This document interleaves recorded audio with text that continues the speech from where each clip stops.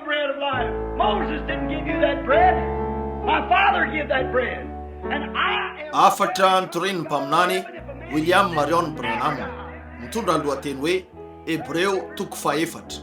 Ny alahady voalohany septambra 1770 tao amin'ny BRANHAM Tabernacle, Jeffersonville, Indiana, USA. Blessed be His holy name. I am that rock. Ny afantatra kokoa ny amin'ny tompontsika soa. Ary zany no tanjona ivorintsika eto ho amin'izany tanjona izany. Ary koa mba hivavaka ho an'ireo zanak'Andriamanitra marary. Fa tamin'maray isika dia nandray fitahiana mahafinaritra avy amin'ny soratra masina. Ezahantsika raisina isaky ny fotoam-pivoriana ny ampahany amin'ny mampianatra ny boky ny Hebreo. Izany natao nandritra ny 2 herinandro lasa teo zay. Ary eny raha sitrapony tompo ho tohizantsika amin'ny alarobia arivo zany, avy eo amin'ny alady maraina sy alady ariva. Toy ihany raha mbola eto ihany amin'ity ndray mandeha ity. Tsy hoe fifahazam-panahy fa ho famelobelomany amin'ireo fivorikariva fanaontsika. Koa dia faly tokoa zahay raha manana an'izao fotoana izao mba hiaonana aminareo sakaizanay mahafinaritra manodidina ny cité, izany hoe manodidina ny falsité etony. Ary raha sendra misy fanafanana nanto zany dia mety ny tompo angamba no mitarika antsika fa tsy ela dia angamba hanana takariva vitsivitsy sika, angamba ao amin'ny gymnase nanto zany aoriana kely raha mitarika antsika amin'izay lalan'izay ny tompo, eo amin'izay toerana ahafahantsika mamory ny vahoaka atsika. Fa nahita olona mariny veriny zahay tamin'ny katy oreo tsy misy toerana intsony idirana mazava ho azy kely loatra ny tabernacle azo ametrahana olona vitsy dia vitsy neto ka dia fahalitsotro zao zay fa sitrakareo ny hoe nivelany ary hipetraka eo amin'ny hafanana mba handrinisanareo ny tenin'ny tompo. Ary mivavaka zay ny tahian'Andriamanitra anareo betsaka tokoa ka nampy anareo. Fa ankehitriny anio riva tytsika manomboka ny toko faefatra sika firy ny teto tamin'ny maraina andeha jerena ny tananareo. Mahafinaritra zany saika anareo rehetra. Ary sika dia eo amin'ny fanomboana ny toko faefatra amin'ny bokyny Hebreo. Tena boky mahataranjo. Nahafaly anareo ve zany? Ary azo ampitahina amin'ny soratra masina rehetra io. Fa Paul talohan'izay mety nanambarany ny amin'io fahatsapana lehibe io, nilainy aloha ny nakany Arabia mba hitanany amin'io tamin'ny alalan'ny teny raha famarinana io. Tiako zany. Ary tamin'ilay lesona ny maraina hitantsika teo tamin'ilay fampianarana ny maraina fa Kristy no tsy niova malisany io ary marak'izay. Ary hitan'ny Paul fa lay andriafo ray ihany zay nitarika ny zanak'Israely no nifanena taminy teny amin'ny lalana ho an'ny Damaskosy. Hitantsika tamin'izany fa lay andriafo nitarika ny zanak'Israely nakao anefitra ho amin'ilay tany nampanantenainy no nifanena tamin'ny Paul teny amin'ny lalana ho an'ny Damaskosy ary nanao ny tenany ho Jesosy. Avy eo dia hitantsika tamin'izany ny tena Mandriamanitra ambony indrindra ny Jesosy Kristy. Fa ty boky rehetra eto ty dia fanambarana tsotro zao ny amin'ny Jesosy Kristy. Ary tonga izy hitantsika fa tamin'ny fotoana samihafa sy tamin'ny fomba samihafa no nitenenan'Andriamanitra tamin'ny razana fahiny tamin'ny alalan'ireo mpaminany. Amin'izao any faran'izao kosa amin'ny alalan'ny zanany Kristy Jesosy nanambara ny tenany izy. Ary ny boky avy amin'ny Genesis ka hatramin'ny Apokalipsy dia tsy hafa akory fa fanambarana mitohy tsy ankijanona ny amin'ny tompo Jesosy. Ary hitantsika tamin'izany fa izy lay tao amin'ny rome miafo. Hitantsika tamin'izany fa izy lay tao amin'Andriamanitra talohan'ny nanorenana zao tolo zao. Ary hitantsika tamin'izany fa teo amin'ny testamenta vaovao sady Andriamanitra izy teo no olona. Avy eo rehefa nandao amin'ny testamenta vaovao izy ka hakany an-danitra dia nanao hoe avy amin'Andriamanitra aho ary iverina amin'Andriamanitra. Avy eo rehefa nifanena tamin'ny Paul dia tamin'ilay endrika na izy azy ihany fony nitarika ny zanak'Israely izy andriafo. Ary nijery azy ny fanatrika Paul fony izy tsy niova fo ka zay no nakararany masony tamin'ny androm-piainany sisa. lasa jamby izy ary andro maromaro no tsy nafanina hita mihitsy ny ilainy notarihana keo amin'ilay lalana hoe mahitsy ary nanana mpaminana Andriamanitra teo izay nitenenany natao hoe Ananiasy izay niditra teo no ny fahitany ary nametraka ny tanany teo amin'ny Paoly ka nanao hoe ry Saoly rahalahy mahiraty ianao ary hitantsika tamin'izany avy eo fa io fanamasina io ihany io tombo Jesosy io ihany no tonga teo amin'ny Petera tamin'ny endrika zavana ka nanafaka azy avy tao an-tranomaisina ary hitantsika fa io tombo Jesosy io ihany amin'izao andro zao dia mbola ao amin'io andriafo azavana io izay mitarika ny vahoakany ny fiangonany manatanteraka zavatra mitovy manome fahitana ka tonga eo ny tena ary mametra tanana amin'ny olona no ny fahitana ny tombo Jesosy izy no niaona tamiko ny alady maraina lasa teo tao an-trano ary nanao hoe misy lehilahy ray tonga eo mainty ny volony maintimainty grika izy io somary mbola tanora ny vadiny ary tomany eo amin'ny altara izy io ny sasany tamin'izy ireo no nitantaran'io ary nalala izy ireo fa teo am-pitrangany zany sady nalemy izy io lay ozatra ny azona ny tenany ijoro mahitsy tao amin'ny lohany ny potika tsy afaka ny baiko akory an'ireo tongony nareo ratsany izy ary jamby izy io nefa mba ananana profo anankiroa nampiatso ramatoa kely aho mba ho tonga hivavaka ao any marary zay aloha de nitodika teo aho ary nampiatso any rahalahy Tomsa mba hivavaka ary zay teo ampipetrahana teo nijery tsara ny fizotrany raharaha de nidina teny aho ary nivavaka ao any marary de niverina teto ary tonga raha vehivavy tena araka ilay fahitany ary namikitra ny tompotra izy io sady nanomboka antomany ary nolazainy fa Docteur Ackerman nandefa azy ireo eto Docteur Ackerman de zakaizako akaiky katolika ny zanalahy de pretra ny monastera ao Saint-Mérad any Indiana fa io lehilahy io dia avy any Jasper de nanasitra anazy ny tompo niala tamin'io seza io izy nitsangana ary nandeha nahita tsara toy ny olo-kafa rehetra ary nandeha nivoaka ny trano ara-dalàna sy tomady noho ny fahitany io rehetra io ry rahalahy Saoly ny tompo Jesosy zay niseho taminao teny an-dalana no naniraka mba ahafako mametra tanana aminao ka ahafahanao mahita ary hofenona ny fanamasina mahafinaritra de hitantsika tamin'izany fa noho ny fahitana ny fananantsika n'izao famonjena lehibe zao de tsy tokony tsy vitantsika ny andositra ny famaizana sy ny fahatezeran'Andriamanitra raha tsy mitandrina zao famonjena lehibe zao eny anomboka maky sika zao arivo zao niala tamin'izany sika ary manomboka amin'ny toko faefatra amin'ny bokyny Hebreo raha misy te hanaraka ny vaky teny manana baiboly vitsivitsy sika eto raha misy mila an'izany eny ny mpandamina rano hitondra an'io aminareo raha tsanganareo ny tananareo reto baiboly reto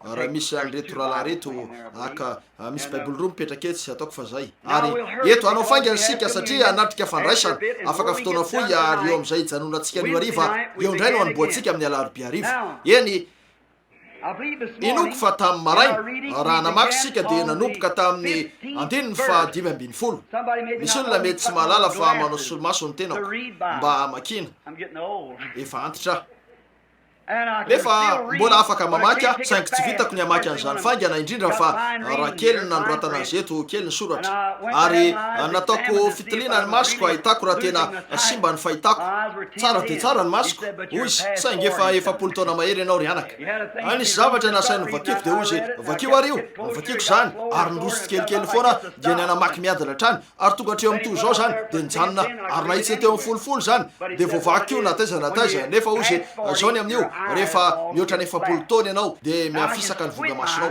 eny azoko akelezina ny masoko ary vakiko zany nefa ilaina ny manakely maso koa nanaovany solomaso ray afaka nahitan'io nataiza rehefa tena akaikiko zany eny rehefa miala lavitra zany de tsy mahita mihitsy am'reto zavatra eto nefa vakiko ny eto amin'ny solomaso no makiko an'izao eny tamin'ny maraina sika de teo amin'ny tapany farany tamin'ny Hebreo toko fahatelo ary amigdala matavy toinona nitatsika eny eno zao tiako vakiny indray mba ahafahantsika anana fototra ingany eto tsy hoe iresaka ny amin'io fa somary andalo kely fotsiny raha atao hoe anio raha iano ny feoany ianareo aza manamafy ny fonareo tahaka ny tamin'ny fahasosorana fa iza moa no natesitra azy rehefa nandreny teny reo sasany zay nandreny teny tsy zay rehetra netiny Mosesy niala tany Egypta va eo teo am'izany tamy maraina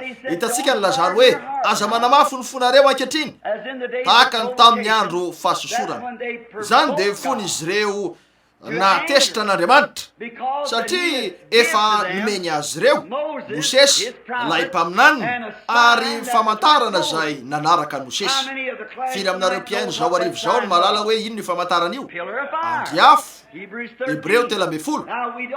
Eny tsy fantatsika raha nahita ny famantarana io ny fiangonana teo na tsy, fa Mosesy nahita zany satria Mosesy niona tamin'ny voalohany teo amin'ny romemiafo afo izy teo ary nakatoany Mosesy ny zanak'Israely ka niala ny Egypta fa raha vao nivoaka ny Egypta izy reo Andriamanitra hitatsika fa nitarika azy reo avy hatrany teo amin'ny fandrika izy teo ny tafika Farao no taoriana ny ranomasina mena no teo amin'ny lafiny hafa fa nametraka fitsapana teo aminy Andriamanitra nefa natahotra izy reo ka natesitra an'Andriamanitra zany.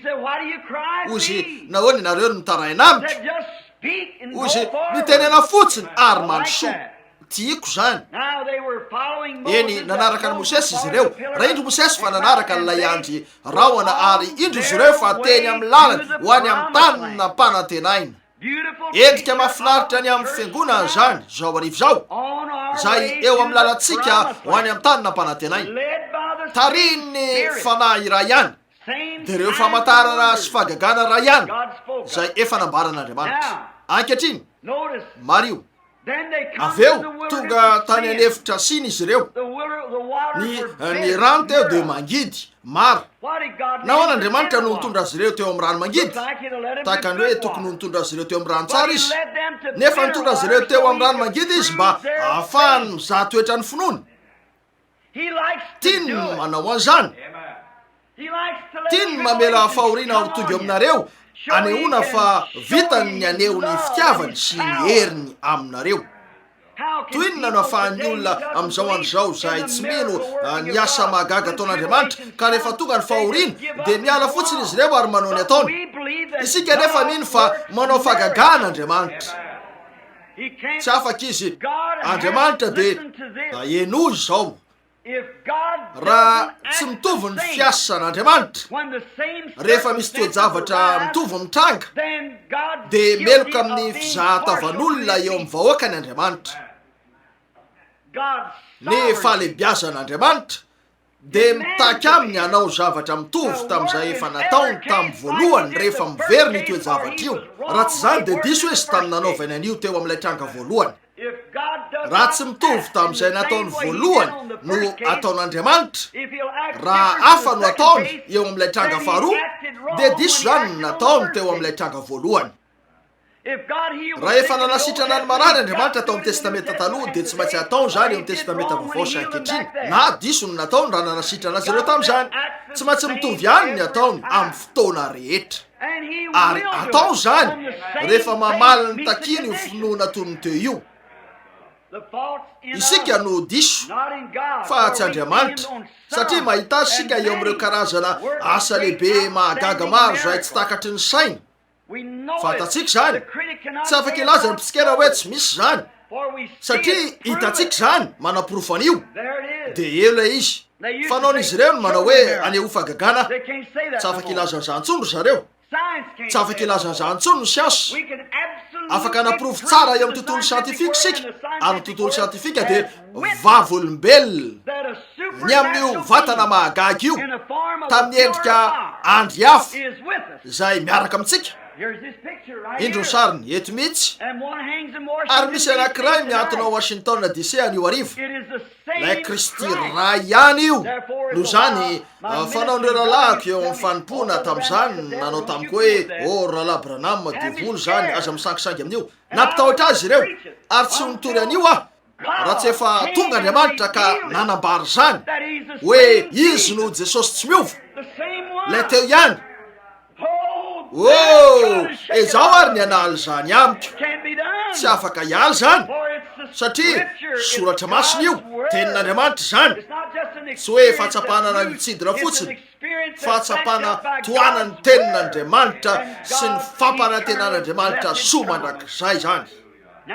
Eny mahatsikaritsika eto avy eo ny amin'ny voalazany ny sasany rehefa nandreny izy ireo dia natezitra zany mihitsy trotraka izy ireo isak'izay tonga eo amin'ny toerana misy fitsapahakely mandalo dia inona nataon'izy ireo lasa tsy mahafetena ary azon'ny fatrotrahana te hanome lamosina dia hoe maninona no mitranga amiko zao zavatra mahagaga fa tamin'ny maraina taoriny nitoriako mafy an'izany arak'izay tratrako dia maro ny tonga teo amin'ny alitara ary nanontany amin'izany hoe nahoana zao no mitranga amiko. Hitanareo ve hoe makay zany mandalo eo ambony lohan'ny olona fotsiny zany mitovy tamin'izany tsotro zao ny olona. Hoy Jesosy manamaso ianareo fa tsy mahita lazany tamin'ny mpianatra izy dia ho reo indro milaza tsotra ianao ankehitriny mino zahay ankehitriny tsy mitady olona hiteny aminao na inona na inona ianao satria asehon'Andriamanitra aminao zany ozy mino va ianareo ankehitriny taoriny ny fotoana rehetra io. Hitanareo tsy tokony hametra-panotaninana amin'inona na inona amin'Andriamanitra ianareo fa ny tompo no malavorary ny diany mariny ary ny fitsapana rehetra lefa eo aminareo dia mba izahana toetra anareo. Ary hoy ny baiboly tsara lavitra noho ny volamena ao anareo reny koa raha velan'Andriamanitra isy fahoriana maivana vitsy hitranga aminareo dia tsaro fa ho fanitsina anareo zany. Ny zanaka rehetra manatona an'Andriamanitra dia tsy maintsy fahizin'Andriamanitra aloha zahatoetra ho zanaka voaofana tsy misy afamiala ny zanaka rehetra manatona ary natao reny fahoriany reny atao isy zany mba hitana zay fietsika valinareo.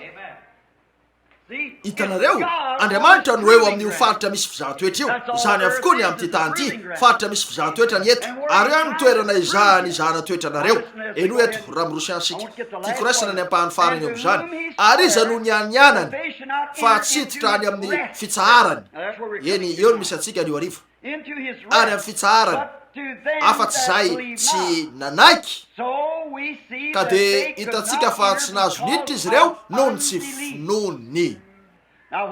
Eny inona moa ny ota tsy finoana nilain'Andriamanitra nynakeo amin'izy ireo tao amin'ny andriafo nandefa ny mpaminanina izy ary nanositra azy nanome azy famantarana atao teo anatrihan'ny olona teo ary lay andriafo tamin'ny alalan'ilay mpaminany fa nitarika azy ireo nivoaka isaky ny toe-javatra nandalo teo aminy dia nanomboka ny monimonina izy ireo ka nilaza ny fahasoana kely rehetra hitany teo Mosesy io nanomboka ny tabataba sy ny lelalela taminy ary tsy faly Andriamanitra satria ozy nanota izy ireo. Tokony ho niaina izy ireo saingy raha tokony ho zany dia niaino ny fandiniana izy ireo. Ahoana ny mety isin'izao ahoana ny isin'ny reto zavatra reto raha Andriamanitra izy dia azo atao ny rehetra ary ny zavatra rehetra dia ataony ara-iasa soa an'ireo zay ty azy. Eny hiditra amin'ny fandalinana lehibe siketo dia zao zany ny amin'ny hoe fitsaharana ny sabata. Eny vahiny izy ireo teo amin'ny diany. Hitanareo anidina tany Egypte izy ireo efa-jato taona ary tao amin'ny fahandivosana ary eto izy ireo dia nanomboka navoakan'ny fahagagan'Andriamanitra araka ny teny fikasany ary teny amin'ny lalany akany amin'ny tany nampanantenany izy ireo dia indro nisy hazavana magaga ny se teo anivony nanomboka nitarika azy ireo. Eny mety nisy nilaza hoe ahoana koa zao iza moa io Mosesy io iza ny nanendry anao mpanapaka anay tsy mitovy aminay ihany va ianao iza ny nametraka anao eo sefinay everinao angafa mahalala noho ny pastoranay ianao everinao angafa mahalala noho ny pretra ianao everinao ve fa ianao no lalitsaina no reo lehilahy mpitondra fivavahana am'izao andro zao tsy misy ifandraisany amin'izany io. Andriamanitra ny teo tao amin'ny andriafo nanamarina fa izy no tao amin'ny hoetsika io tsy manova zavatra zay lalitsaina na zay tsy lalitsaina tsy zany la izy fa ny fanarahana ny zavatra napetrak'Andriamanitra teo anoloany. Eny Mosesy raha niara-nofo nijerena azy no nanana zay fahadalana indrindra rehefa niezaka ny namoaka an'ireo zanaka tamin'ny alalan'ny tenin'Andriamanitra ka nitondra an'io andian'olona nivoaka tany anefitra nefa teo aminy eny izy ny mpandova an'izay rehetra nananan'izy ireo azony avokoa ny tafika rehetra nanerana zao tolo zao resiny ary teo izy generaly tafika lehibe ary nidingana manaraka izy ny tokony mpanjaka ho farao tao Egypta. Eny azo nataony niakatra fotsiny teo sisa fiandrianana ka nanao hoe eny arianaka miverena any amin'ny taninareo de lamina ny rahalahy fa izy ny farao. Nefa Mosesy, eto la izy Mosesy tampinona no nahitany ny teny fikasan'Andriamanitra ary tonga teo amin'ilay anjeliny tompo ary nalala kokoa ny amin'ny Andriamanitra izy tao anatin'ny 10 minitra teo amin'ny fanatrehan'io anjely io noho izay ny anarany 7 taona tamin'ireo mpampianatra tao Egypta. Fantany na izy azy nisy zava-magaga hitany tanteraka. Hoy izy ombanao tokoa ary Mosesy andeha eo anoloanao aho de nazava tamin'izy ireo zany fa nisy famantarana nomeny azy ho tanterahana. Eny teny amin'ny lalany ho any amin'ilay tany fitsaharana izy ireo. Nanana fitsaharana ho azy ireo Andriamanitra, toerana zay tsy nilany izy ireo an'izay lehibe anandevo azy, ibaiko azy, ampanao azy zavatra. Endrika mahafinaritra toy inona ny amin'ny ankehitriny zany rehefa mijery ny fiangonana sika ka mahita ny toerana misy ny fiangonana. Ny olona rehetra nateraka ny fanan'Andriamanitra dia manamavo an'izao tontolo zao.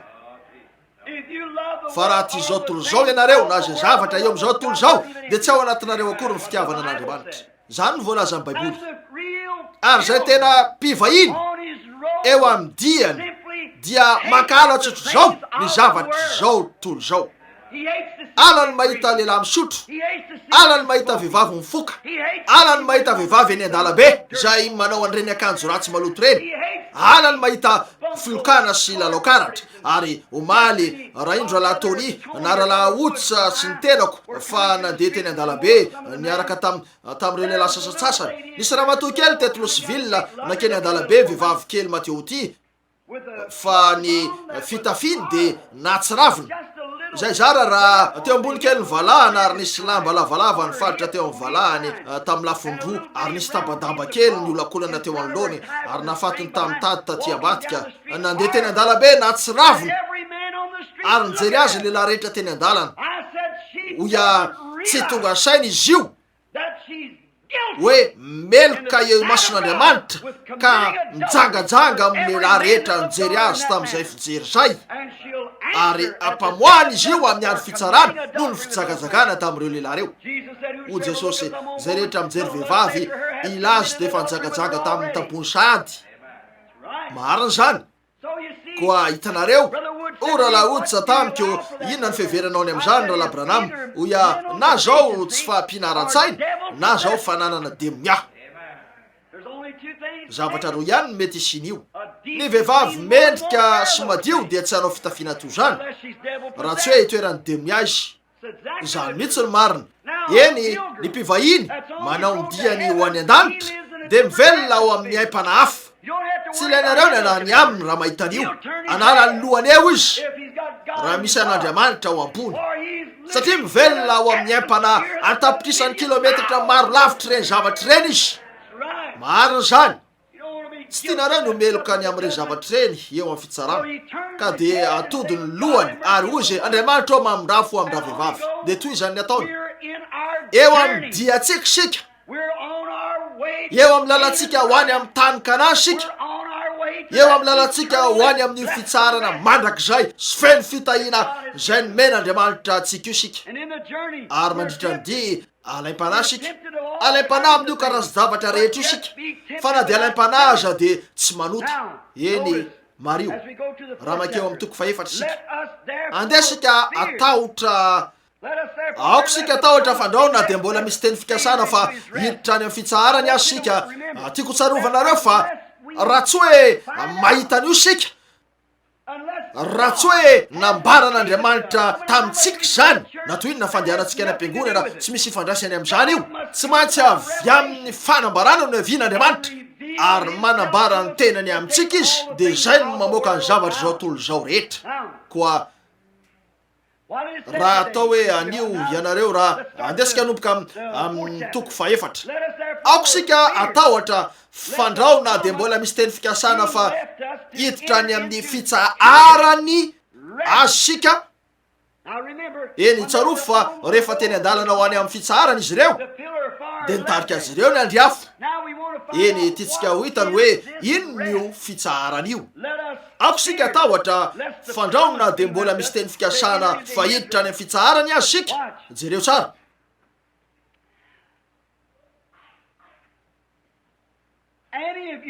Fandrao mba misy eo aminareo to tsy mahatratra zany. Eny eto ilay teny fikasana. Zao no tokony atahorantsika raha tsy misy teny fikasana navela ho antsika. Nefa misy ny teny fikasana. Avy eo ny zavatra manaraka aoka hatratra zany. Eny zao ilay fisainana.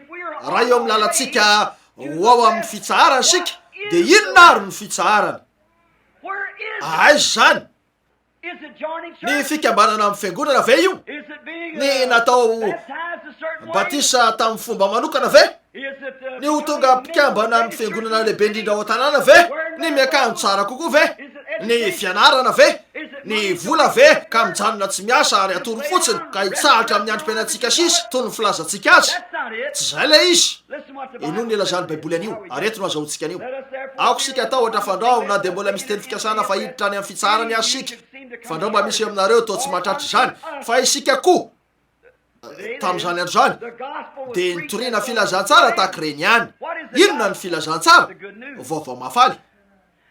Tonga teo amin'izy ireo ny vaovao mafaly tany Egipta hoe nandefa mpanafaka Andriamanitra. Hitondrantsika hivoaka izy ary hitondrantsika ho any amin'ny tany nampanantenainy. Ny vaovao mafaly ho antsika ankehitriny dia zao nandefa mpanafaka ho antsika Andriamanitra ny fanahy masina ary eo milalantsika ho any amin'ny tany nampanantenainy sika. Eny nanao an'io fanekam-pinoana sy anaram-piangonana ny olona nefa tsy miova hevitra Andriamanitra hoe ny fitsarana ho antsika dia ny fanahy masina. Mario, nitory filazantsara tahaka ireny ihany kanefa ny teny izay efa reny dia tsy nahasoa azy ny tsarovy. Ny teny izay efa reny dia tsy nahasoa azy satria tsy niaro fonona tao amin'izay nandre. Ry rahalahiko, avela hoa hijanona kely eto vetivety. Na toinona nitoriana ny teny, na tianareo toinona aza ny fomba nitoriana an'izany, mandra-pahatonga anareo mihitsy ho mpandray anjara amin'izany dia tsy asoanareo zany na dia kely azy. Tsy niaro finoana tao amin'izay nandre. Nahita ny fagagana natao Mosesy izy ireo, oreo tsara koa zany. Dia niala teo izy ireo ary nahita azy nanao fagagana izy ireo, nahita ny andriafo zay angamba na nandre azy ireo niresaka ny amin'io. Tena tsara zany e. Kanefa tsy niaro tamin'ilay finoana manokana zany. Satria raha vao tonga tany anefitra izy ireo dia nanomboka ny monomonina izy rehetra. Ary hoy Andriamanitra satria tsy nino izy ireo dia fahotana zany. Aza misalasala mihitsy. Mino. Aza misalasala. Na mafy toy inona ny tranga-javatra misy, ino zany? Eny nanomboka ny monomonina izy ireo dia nataon'Andriamanitra ankilana izy ireo ary teo no nianianany tamin'ny fahatezerany hoe tsy hiditra ao fitsarany mihitsy izy ireo. Ary ny baiboly eto ataoko fa ny toko fahatelo zany hoe niapatrapatra tany anefitra ny fatiny. Ny toko fahatelo ary ny 9:70. Ary izy natesitra azy 7 taona. Tsy izay nanota va ka dia niapatrapatra tany anefitra ny fatiny. Fa tamin'izay rehetra nivoaka ny Egipta, roa monja no nakao amin'ny tany nampanantenainy. Teo amin'ilay tontolo rehetra nisy talohan'ny safodrano tamin'ny andro fahiny, nisy fanahy 8 voavonjy tamin'ireo miliara. Fa ety ny vavahady ary tery ny lalana ka vitsy ny ahita azy. Hoy ny olona sasany koa rahala BRANHAM ahoana ny amin'ireo manarivony rehetra voalaza amin'ny baiboly fa iseo eo. Tsaro fotsiny hoe firy ny maty tamin'ny taranaka tsirairay ka kristianina tamin'ireo taona 5. Hitsangana izy rehetr'ireo, zany no isin'ilay vatana. Ianareo miandro ny isin'ny 100 miliara avy amin'ity Amerika ity ho tafavoaka na izay firenekafa amin'ity tontolo ankehitriny ity mety tsisy 50 akory hivoaka eo. Fa ilay fiangonana lehibe navotana izay mitoetra ho amin'ny vovoka miandry, izy ireo no vatosoa an'Andriamanitra izay mitoetra ho amin'ny vovoka fa ny fanahiny izy ireo dia eo ambanin'ny altaran'Andriamanitra. Tsy eo amin'ny tena toerana izy ireo, ao amin'ny vatana izy ireo marina zany saingy teo fania ary mitaraina amin'Andriamanitra izy ireo hoe mandra-pahoviana. afaka mifankahita izy ireo sangy tsy afaka ifandray-tanana amin'io karazam-batana io. Iaona amireninareo ianareo zao anivy zao raha hoe andeha nefa tsy afaka andray-tanana azy satria tsy manana zao karazan-tanana zao izy. Tsy afaka tsapan'io toy ny atsapanareo azy amin'izao fotoana zao ianareo satria misy taovam-pandrenesana dimy natao amin'ity vatany ity mba hifehy azy. Ny fanatrehany ary dia ho tsapanareo any amin'ny tontolo hafa. Toy ny mahakasika ny mpivady, tsisy hoe mpivady na hoe akavady any an-danitra. Nahoana? Satria misy karazana fitiavana hafa any. Tsy misy faniriana ara-nofo. Efa tapitra ireo rehetr'ireo. Voasasa sy voadimo ianareo eo. Saingy tsy mbola nivelona atao amin'ny sehatra io ianareo.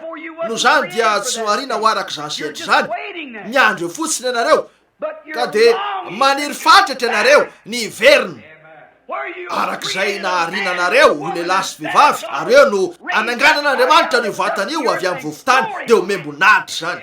Dia ahita ianareo anandra na atsapa andre fofona sy feo ary ifanerasera. Tsy ho fantatsika mihitsy ny tsy afaka afaly antsika mihitsy ny fiainan'ny anjely. Tsy anjely no harina antsika. Nahary anjely Andriamanitra saingy nahary antsika izy ho lehilahy sy vehivavy. Eo ny sehatra hidirantsika mandrakizay eo amin'ilay fiaviany soa. Eny hitanareo fa diso anio izy ireo noho izy nanota ka tsy natratra ny voninahitra. Nasehon'Andriamanitra azy ireo ny andriafo. Famantarana sy fahagagana maro no nasehony azy ireo. Izy ny namoaka azy ireo. Izy nitondra azy ireo teo amin'ny fakapanahy mba hitsapana sy zana toetra azy. Eny tsy maro va ny fakapanahy andalovanareo. Aza mitaraina ny amin'izy ireny. Mifalia momba nareo Andriamanitra miezaka izaha toetra ny finoanareo izy. Jereo Job tao amin'ny testamenta taloha raha ozy efa nandinika ny Job mpanompoka va ianao olona marina izy, olona lavorary, tsy misy tahaka azy eny ambonin'ny tany. Ozy eny asianao fefy manodidina azy. Tsy mba misy olana eo aminy, tsy mba misy mampana azy, tsy mba misy olana araboly izy. Mandeha tsara ny rehetra, tsy misy marary azy mihitsy na fahoriana. Avelao ane azo azy zany ataoko zay anzony any anao, eo anatrea anao, hoy izy, eo an-tananao ary izy. Fa aza mikasika ny ainy. Nataony avokoa io rehetra io afa-tsy naka ny ainy, saingy tsy vita ny nampiotsina ny Job. Fantatry Job fa nijoro tsara teo amin'ny teny izy. Mariny zany, ary tsy vita ny devoly rehetra tany amin'ny elo ny nampiotsina azy. Satria fantany fefanatolo ny fanatitra io. Olona marina izy, ny ampangazy izy ireo hoe nanota ianao Job ka fahaizan'Andriamanitra.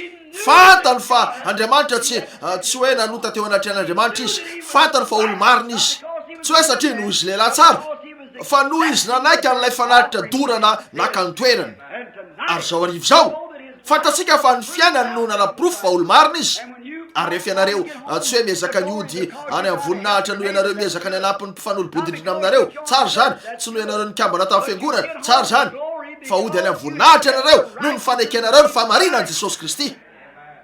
Fa tsy nisy tamin'izay nataonareo mihitsy. Eny raha mamaky ansika fa isika koa dia nitoriana filazantsara ny 15 tahaka reny ihany. Kanefa ny teny zay reny dia tsy nasoa azy satria tsy niaro finoana. Tao amin'izay nandre. Tsy nanam-pinono reo zay nandre ny teny. Eritrereto fotsiny ankehitriny. Eo am'izao fanompona kely tsotra ny meny tompo azy zao fa tokony ho 700 tapitrisany Amerikanina voavonjy anio arivo. Fa fantatrareo ny lazain'izy ireo. Eritreritra amin'ny fanandrify zany. Mpamaky eritreritra io. Tsy misy zavatra toy zany. Tsy ao amin'ny fiangonantsika io. Hitanareo, zany tsy natao inona ampitodianareo an'izany eo amin'ny teny ka profona ho tenin'Andriamanitra zany, hoe teny fikasan'Andriamanitra. Natao inona marono siansa manaprofo fa marina io, mbola tsy afaka ino ihany izy ireo. Laza ny Baiboly fa tsy afaka ino izy ireo. Hoy ianareo, ka inona ary milana hitoriana zany? Mila manana vavolombelona Andriamanitra mba hanameloana azy ireo amin'izany andro zany. Notoriana ny teny ary noporofona teo anivony, nefa mbola manalavitra an'io amin'ny tsy firarahina izy ireo. Tsy misy tavela intsony afa-tsy ny fitsarana. Tsy afaka fotsiny Andriamanitra ny tsy afaka hitsara fireneny iray amin'izao fotsiny izy raha tsy efa nisy famindrapo talohan'ny fitsarana. Andriamanitra izy tsy hainy atao zany. Koa inona ary nolazainay? Fa isika zay niniko no miditra amin'izany fitsarana zany. Araka ny voalazany hoe toy ny nianako tamin'ny fahatezerako hoe tsy hiditra amin'ny fitsarako mihitsy izy na dia vita hatramin'ny nanorenana zao tontolo zao aza ny asa. Fa nilaza ny andro fahafito izy eo amin'ny teny anankiray arak'izao. Eny tsy te handratra fon'olona ka hanotra ny fivavahany. tsy zany no tiako atao. Any amin'ny safitoriana mitoro zavatra tsotra, tena reo fampianarana fototra fitoriana filazantsara. Fa eto amin'ny tabernacle, eto anivon'ireo zanako eto, de tsapako fa mananjo any itory an'izay veriko fampianarana sy fahamarinana. Hitanareo, ataoko farariny zany. Eny manana sakaiza mahafinaritra manarivo mitandrina ny andro sabata, eo amin'ireo vahoaka adventista mitandrina ny andro fahafito. Ny sasany amin'ireo sakaizako malala indrindra, ny sasany amin'izy ireo de adventista mitandrina ny andro fahafito. Na de zany aza lahetsika lehibe natsona hoe ny feon'ny faminanina de tena manohitra mafy. Nilaza izy ireo fa nisy fanambarana nataoko teo am'pilipitra nilazako hoe Andriamanitra ka zany no ka anjely io azavana nanaraka io, ary Andriamanitra ka tonga eto tany mba hanao an'ireo zavatra lehibe mba hanaporofona amin'ny olona fa Andriamanitra. Eny zany voalazany feo amin'ny faminaninany amiko tany Californie, ary na iza no miteny an'izany malala ianareo fa zavatra tsy marina no nambarany. Fa zao aloha tsy hoe manindraindra fieverana noerina ny fiangonana adventista mitandrina ny andro fahafito na izay fiangonana hafa mitandrina ny sabata akory aho, fa noho ny amin'ny filazantsara ireny ihany. Andray ihany koa sika afaka minitra vitsy ny amin'ny pentekotista. Marina zany, ny amin'ny batista andray ny amin'izany sika, ary aneo fa tsy manome rariny an'izay mety ho anaram-piangonan'Andriamanitra. Marina zany, mitodika manokana amin'ny sabatan'olo irery ihany izy, ary tsy mifampiraharaha amin'izay anaram-piangonana. Tsy mbola nataony zany ary tsy ataony mihitsy raha araka ny teniny, fa mifampiraharaha amin'ny sabatan'olona eo amin'ny anaram-piangonana rehetra izy. Isabatan'olona no ifampiraharahin'Andriamanitra. Eny no mazava tsara ny eto, ka raha sendra misy fotoana iaviany zao fanontaniana zao aminareo de voavaly zany. Eny anampy antsika ny tompo. Eny arao tsara. Fa ny andiny faefatra, fa nilaza ny andro fahafito izy eo amin'ny teny anankiray arak'izao. Eny jereo tsara, miresaka ny amin'ny sabata izy. Firy malala fa ny teny hoe SABATA amin'ny de teny Hebreo zay midika hoe FITSANSARANA. Firy malala zany amin'ny teny anglisy zany mihitsy. Tsy teny hafahafarenesina ve ny hoe sabata teny zany, tsy teny hafahafarenesina ve ny hoe manamasina. Teny grika ny hoe manamasina. Ny manamasina de midika hoe natao masina. Amin'ny Hebreo zao io natao tonga masina, amin'ny grika zao io manamasina, amin'ny anglisy zao io natao madio. Ny sabata de midika ho andro fitsaharana.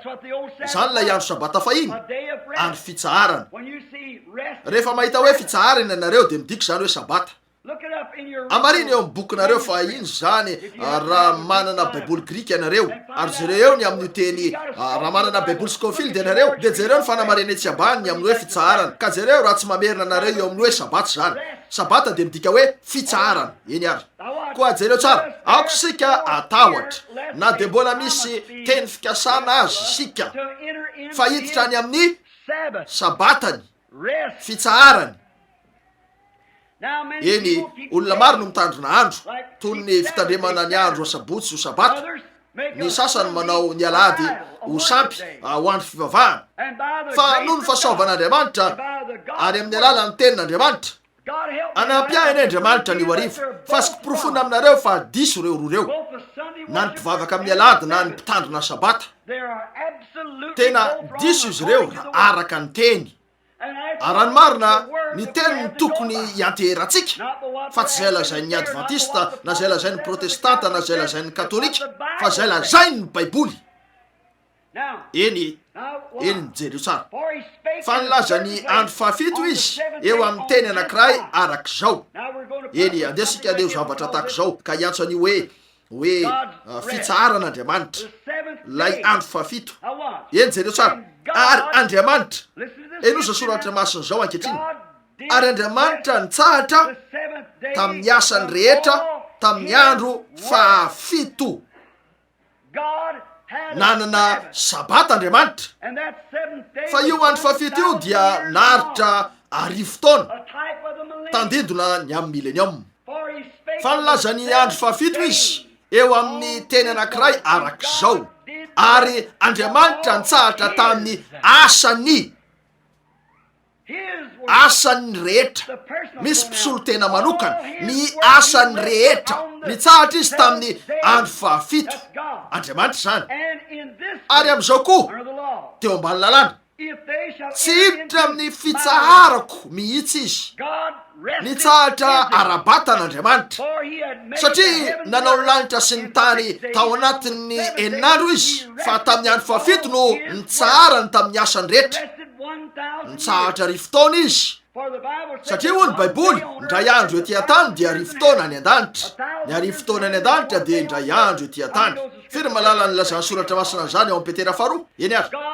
Nitsahatra Andriamanitra tamin'ny andro fafito ary nilaza izy eo amin'ny teny anankiray arak'izao, ino tsara ny eto, fa nilaza ny andro fafito izy eo amin'ny teny anankiray arak'izao. Ary Andriamanitra nitsahatra tamin'ny asany rehetra, ary amin'izao koa teo amin'ny lalàna tsy hiditra amin'ny fitsarako mihitsy izy. Nomeny Jiosy izay teny amin'ny diany ho any amin'ny tany nampanantenaina na avy tany Egypta ka ao amin'ny tany nampanantenaina ny sabata andro fafito.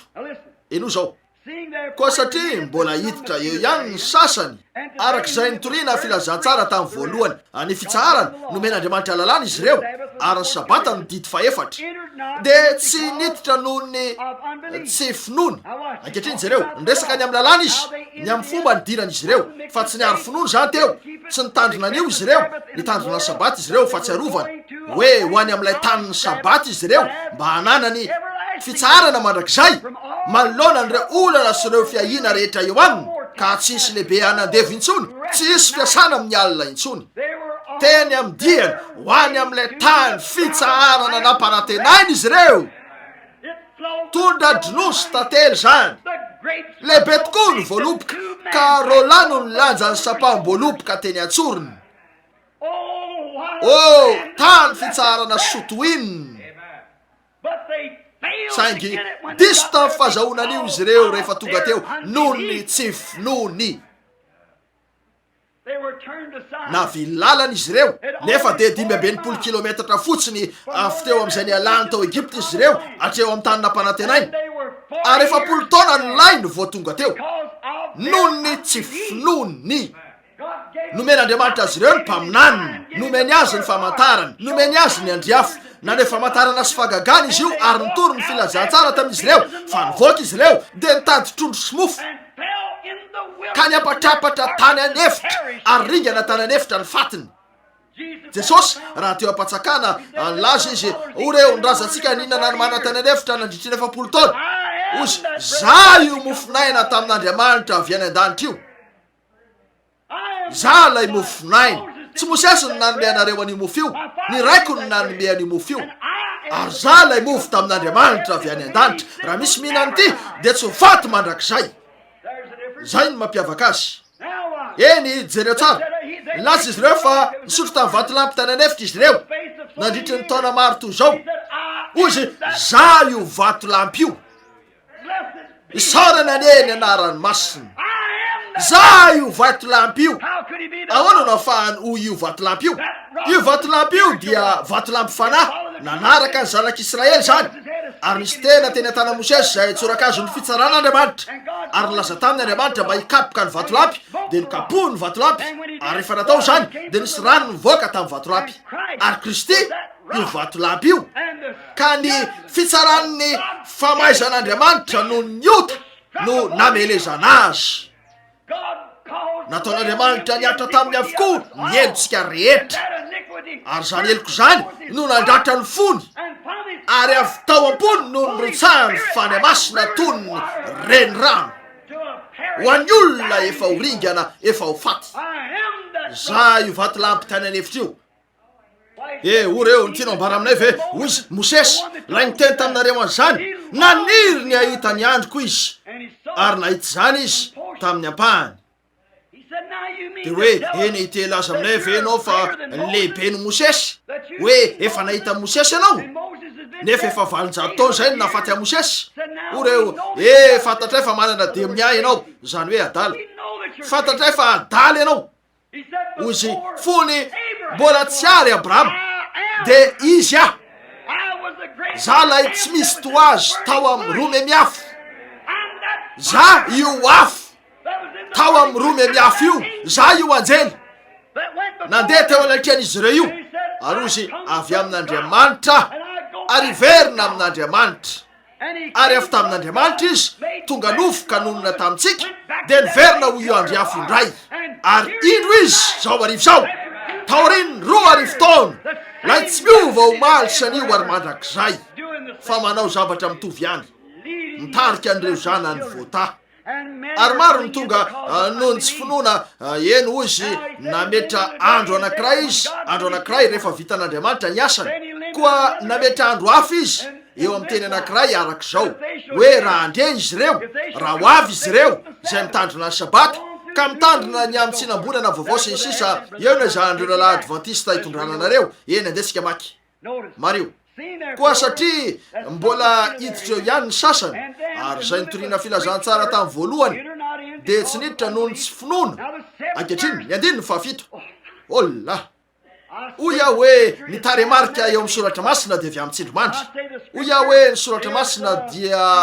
avy amin'ny tsindrimandry amin'ny lafiny rehetra tanteraka ny taremarika hita ao amin'ny baiboly tsy kahitrareo ve fa ity Etazonia ity dia ahitana isa 13 avokoa zay ataony fantatrareo ve fa zanatany 13 no niorenany fantatrareo ve fa nisy kintana 13 teo amin'ny sainany tamin'ny voalohany fantatrareo ve fa zay rehetra ataony Etazonia dia ahitana isa 13 fantatrareo ve fa miseho amin'ny baiboly eo amin'ny apokalipsy 13 izy io marina tokoa zany lay zava-mananaina lay zanak'ondry kely niakatra avy tamin'ny rano tsy hoe vahoaka maro tsy tambosaina tsy niakatra avy tamin'ny rano fa avy amin'ny tany zay tsy nisy olona nanatandroka kely roa zany fa efana sivily sy ara-pivavahana ary zanak'ondry zany teo fahalalana ara-pivavahana fa tatioarina kely ny kamana izy ireo ary ny teny tony dragona dia naneo an'ireo fahefana rehetra nataon'ny Roma teo anatrehany zany no azony firenetsika raisa tsoratra zany ary masy fa miraisy mikambana ny fikambana be nyreo fiangonana sy ny katolika dijereo zavatra mitranga azo antoka fa andalo fotoana sarotra ny vahoaka zay manaraka ny andriafo nefa ho vonona amin'ny fifindrany izy ireo amin'ny fotoana io mariny zany vonona ny andeha tsotro zao fa ny zanak'ondry aresy azy ireo hoy ny baiboly sy reo zay momba azy satria olona voantsy sy voafidy ary mahatoky izy ireo olom-boafidin'Andriamanitra tsy hitireo amin'ny faminaniny io a eto mba fahatsika andray ihany ty eno tsara ny toko fahafito ny tiako ambara dia ny toko fahefatra andiny fahafito ny fito dia isa maneho fahavitana ny telo dia isan'ny fiainana ny fito dia isa maneho fahavitana ary io no manome sabata feno eto indray tsaroa fa miteny izy hoe Andriamanitra eo amin'ny teny anankiray arak'izao dia resaka momba ny lalàna izy eo amin'ny teny anankiray arak'izao avy eo indray nametra andro anankiray izy andro fahatelo fanitelony dia nametra andro anankiray indray izy nilaza ao amin'ny Davida hoe anio na dia efa ela toy zany aza anio na dia efa ela toy zany aza araka ny voalaza teo hoe anio raha iain'ny feony ianareo aza manamafo ny fonareo jereo fa raha Jesosy no nanome azy fitsarana sabata dia tsy mba nilaza andro hafa izy tao aoriny zany miova ny fitsinjaram-potoana rehefa teo Jesosy avy amin'ny lalàna ho amin'ny fahasoavana avy amin'ny asa ho amin'ny fahasoavana avy amin'ny zavatra ataonareo amin'ny zavatra nataon'Andriamanitra zay famendrehanareo manokana sa zay famendrehany miova zany rehefa nivoaka avy tany anefitry Mosesy niaraka tamin'ny lalàna dia ozy aza mijangajanga aza mangalatra aza mamono olona tandreminy andro sabata hanamasina azy rehefa nivoaka avy tany anefitry Jesosy rehefa tonga teo Mosesy dia nakafana azy ny devoly raha vao nakafana azy ny devoly dia nasiny lanjany zany nanana fahalemeny Mosesy firy ny malala zany ny fatezerana ary raha vao nahitan'ireo nanompo an'ilay zanako mivolamen'ireo izy dia natsipiny tamin'ny tany ireo didy ka vakivaky mba nehoana aminareo fa ho ravy io fisoronan' io dia nomen'Andriamanitra azy indray zany saingy rehefa nivoaka avy tany anefitry Jesosy ny fahadianina 40 andro dia nona izy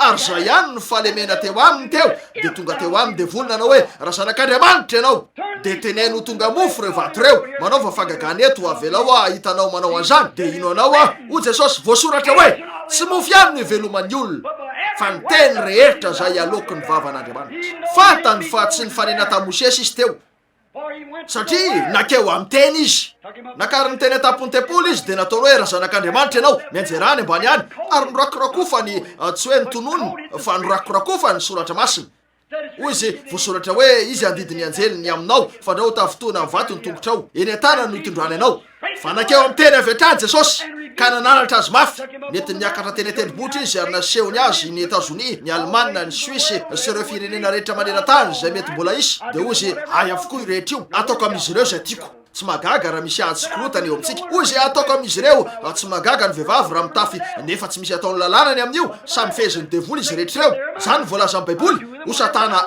izy ireo manao azy tiako amin'izy ireo hoy izy raha ekoaka amiko ianao de ataoko mpanjakataka hoy Jesosy voasoratra hoe ny tompo Andriamanitra ao ihany ny ankofanao izy ireny ihany no tomponao makanesa tovoako ry satana nahoana fantatry Jesosy fa andovan'ireo izy eo amin'ny milenium lehibe io rehefa ho avy ny fanjakany atao ane sitraponao ety an-tany tahaka ny any an-danitra tsy isy ianao sorta intsony eo tsy isy fisotrotoka intsony eo tsy isy fitsiritana intsony eo tsy isy fijagajagana intsony eo tsy isy fahafatesana intsony eo tsy isy alahelo intsony eo izy no andovan'ny firenena rehetra azy izy ireo mariny zany azy izy ireo ary izy no andova saingy eo amin'ny satana zany mandritra ny fotoana voafetra de amin'izao andro ivelomantsika zao saingy mametra andro anankiray izy nanao hoe anio na de efa ela to zany aza de hoe aza manamafy ny fonareo fa raha Jesosy nanome azy fitsarana de tsy mba ololaza andro hafa izy taoriny zany ry lalako adventiste jereo ane zany Paul no laza nio eto ary Paul ao amin'ny Galatianina 2:9 raha raisinareo antsoratra ny soratra masina Galatianina 2:9 raha misy anjely avy any an-danitra tonga ary mitory filazantsara hafa aminareo afa-tsy zay fa nitoriko aoko avoziny izy Paul raha Jesosy nanome azy andro fitsarana jereo fa rehefa niala teny tendrombohitra izy nanidiny izy avy eo resiny devoly voaositra izy teo vonina ho amin'ny fanimpony hoy izy efa renareo no lazany ny taolo tamin'ny andro fahiny hoe aza mamono olona fa za kosa milaza aminareo fa zay rehetra tezitra foana amin'ny rahalany de efa namono azy efa renareo no lazany ny taolo tamin'ny andro fahiny hoe ho an'izao andro zao eo amin'ireo mpitarina sabata efa renareo no lazany ny taolo tamin'ny andro fahiny teo ambany lalàna hoe aza mijangajanga ny ilaina natao mihitsy zany vao meloko fa za kosa milaza aminareo fa zay rehetra mijery vehivavy ilazy de efa nijangajanga tamin'ny tampony sahady afa mihitsy tsy niresaka ny amin'ny dity fa efatra io izy kanefa nomeny fitsarana ve izy ireo andeha jerena ny voalazany o Davida na de efa ela to zany aza isy fitsarana tanteraka ho avy nitsahatra tamin'ny asan'Andriamanitra tamin'ny andro fafito Andriamanitra notany andro sabata ary nanome anio ho an'ny jiosy tany anefitra eo amin'ny teny anankiray arak'izao aniditra izy ireo noho tsy finoana satria tsy niary finoana ny teny de nametra andro anankiray indray izy milaza ao amin'ny Davida hoe na de efa ela to zany aza anjatony taona maro taorina nahafatesan'i Davida hitsangana le zanaka Davida Jesosy zany ary raha misy ihany ny feoko aza manamafy ny fonareo efa hiteny amin'ny fo Andriamanitra eny jereo tsara ny andininy fahasivy eto ho anareo mamaky Jesosy no nanome azy fitsarana ny andininy fahavalo izy de ho niresaka andro hafa raha natao isy ny sabata raha natao isy ny fitandremana ny alahady de tokony ho niresaka an'io Jesosy raha nilaza izy hoe ankehitriny tsy misy sabata intsony tsy misy fitandremana ny andro fafito intsony fa ny tiako tandremanareo de ny alahady de ho nilaza an'io izy nilaza Paul fa tsy niteny zany izy ho nilaza izy hoe ianareo rehetra mpivavaka alahady ho io ny fitsarana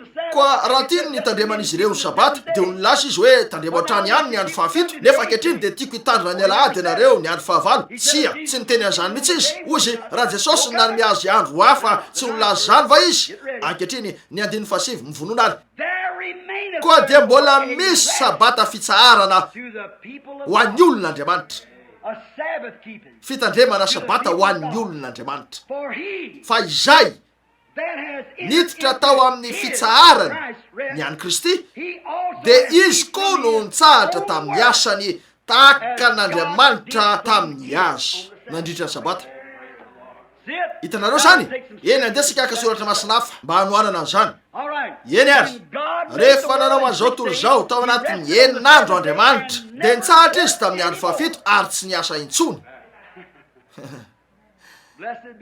isaorana ny eny anaran'ny Tompo nanamboatra an'izao tontolo zao izy natao teo amin'izany ny zavaboary de lasa izy nitsahatra ary tsy niverina teo intsony indray mba hanorona tontolo hafa indray na vita ny asa izy de lasa nitsahatra eny teo amin'ny avy eo taoriny io arivo fotoana io tonga avy eo ny ota de naseho teo Kristy voaseho lay zanak'ondry eny nomena jiosy io ho toy ny tandidin'olay andro fa fito fitsarana eny nametra andro anankiray indray izy milaza ao amin'ny Davida na de efa ela to zany aza hoe indry misy fitsarana hafa ho avy inona ry fitsarana io mamadi miaraka amiko ao amin'ny Matio toko faraky amby folo ny ampahany farany amin'ny toko faraky amby folo eo masida Matio tamin'ny fotoana namarana Jesosy nitoro-teniny teo an-tendrombohitra io ary hitanareo ny voalazany ozy zay rehetra mijery vehivavy ilazy de efa nijakajaka tamin'ny tampony sady zay rehetra tesitra foana amin'ny ralany de efa namono ralany reo zavatra rehetra eo nefa tsy nikasika ny dity faefatra mihitsy izy io sabata io eny teo-pamaranana izy ahafany sabata de teny fikasana lehibe nataon'Andriamanitra fitsarany zany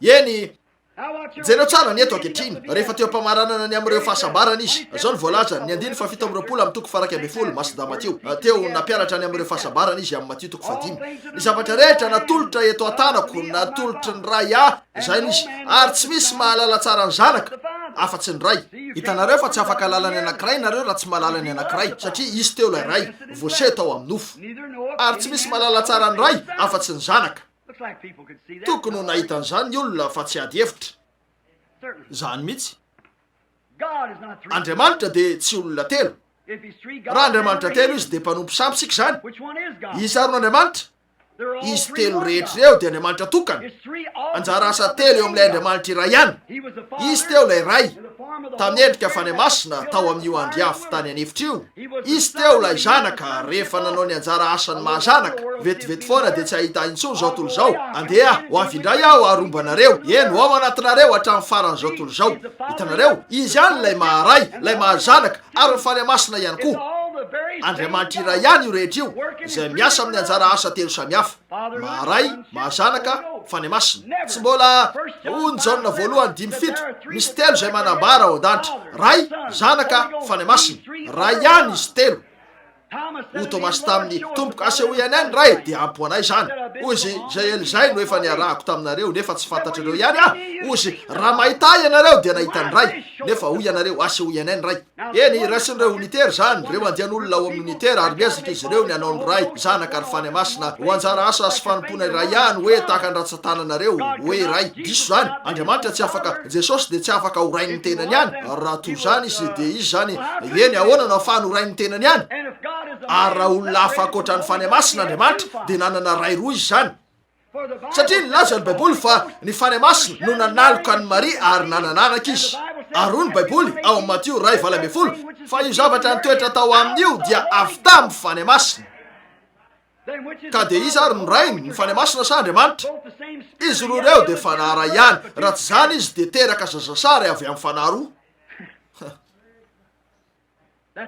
dogma katolika zany fa tsy mbola fampianaran'ny baiboly mihitsy Martin Luther no nitondra an'izany nivoaka niaraka tamin'ireo katôlisisma maro hafa nisy tao amin'ny fiangonana Luterana no niaraka tamin'izany Wesley ary mbola mitoy ihany zany nefa de fa tsono tsy famarinana zany tsy mbola famarinana mihitsy tsy mbola fampianarana tao amin'ny baiboly mihitsy zany tsy mbola nisy nandidy an'izany mihitsy ao amin'ny baiboly ka mampianatra Andriamanitra telo tokan'Andriamanitra o Jesosy mianoro Israely fa za tompo Andriamanitra reo de Andriamanitra iray ihany fa tsy Andriamanitra telo any Afrika manao batisa ho an'ny ray izy reo avy eo ho an'ny zanaka avy eo ho an'ny fany masina de tonga eo ny jiso mampahonena manao hoe izy am'ireo no Andriamanitra reo izy am'izany ny ray ny zanaka sa ny fany masina izy reo izy telo reo de ray nilaza ny baiboly fa iray izy reo Jesosy no trano ny veloman'Andriamanitra lazany ny baiboly de ny Timoty 1:10 iara-manaiky mihitsy zany hoe tsy adikevitra fa lehibe ny zava-miafina ny amin'ny toe-panahy araka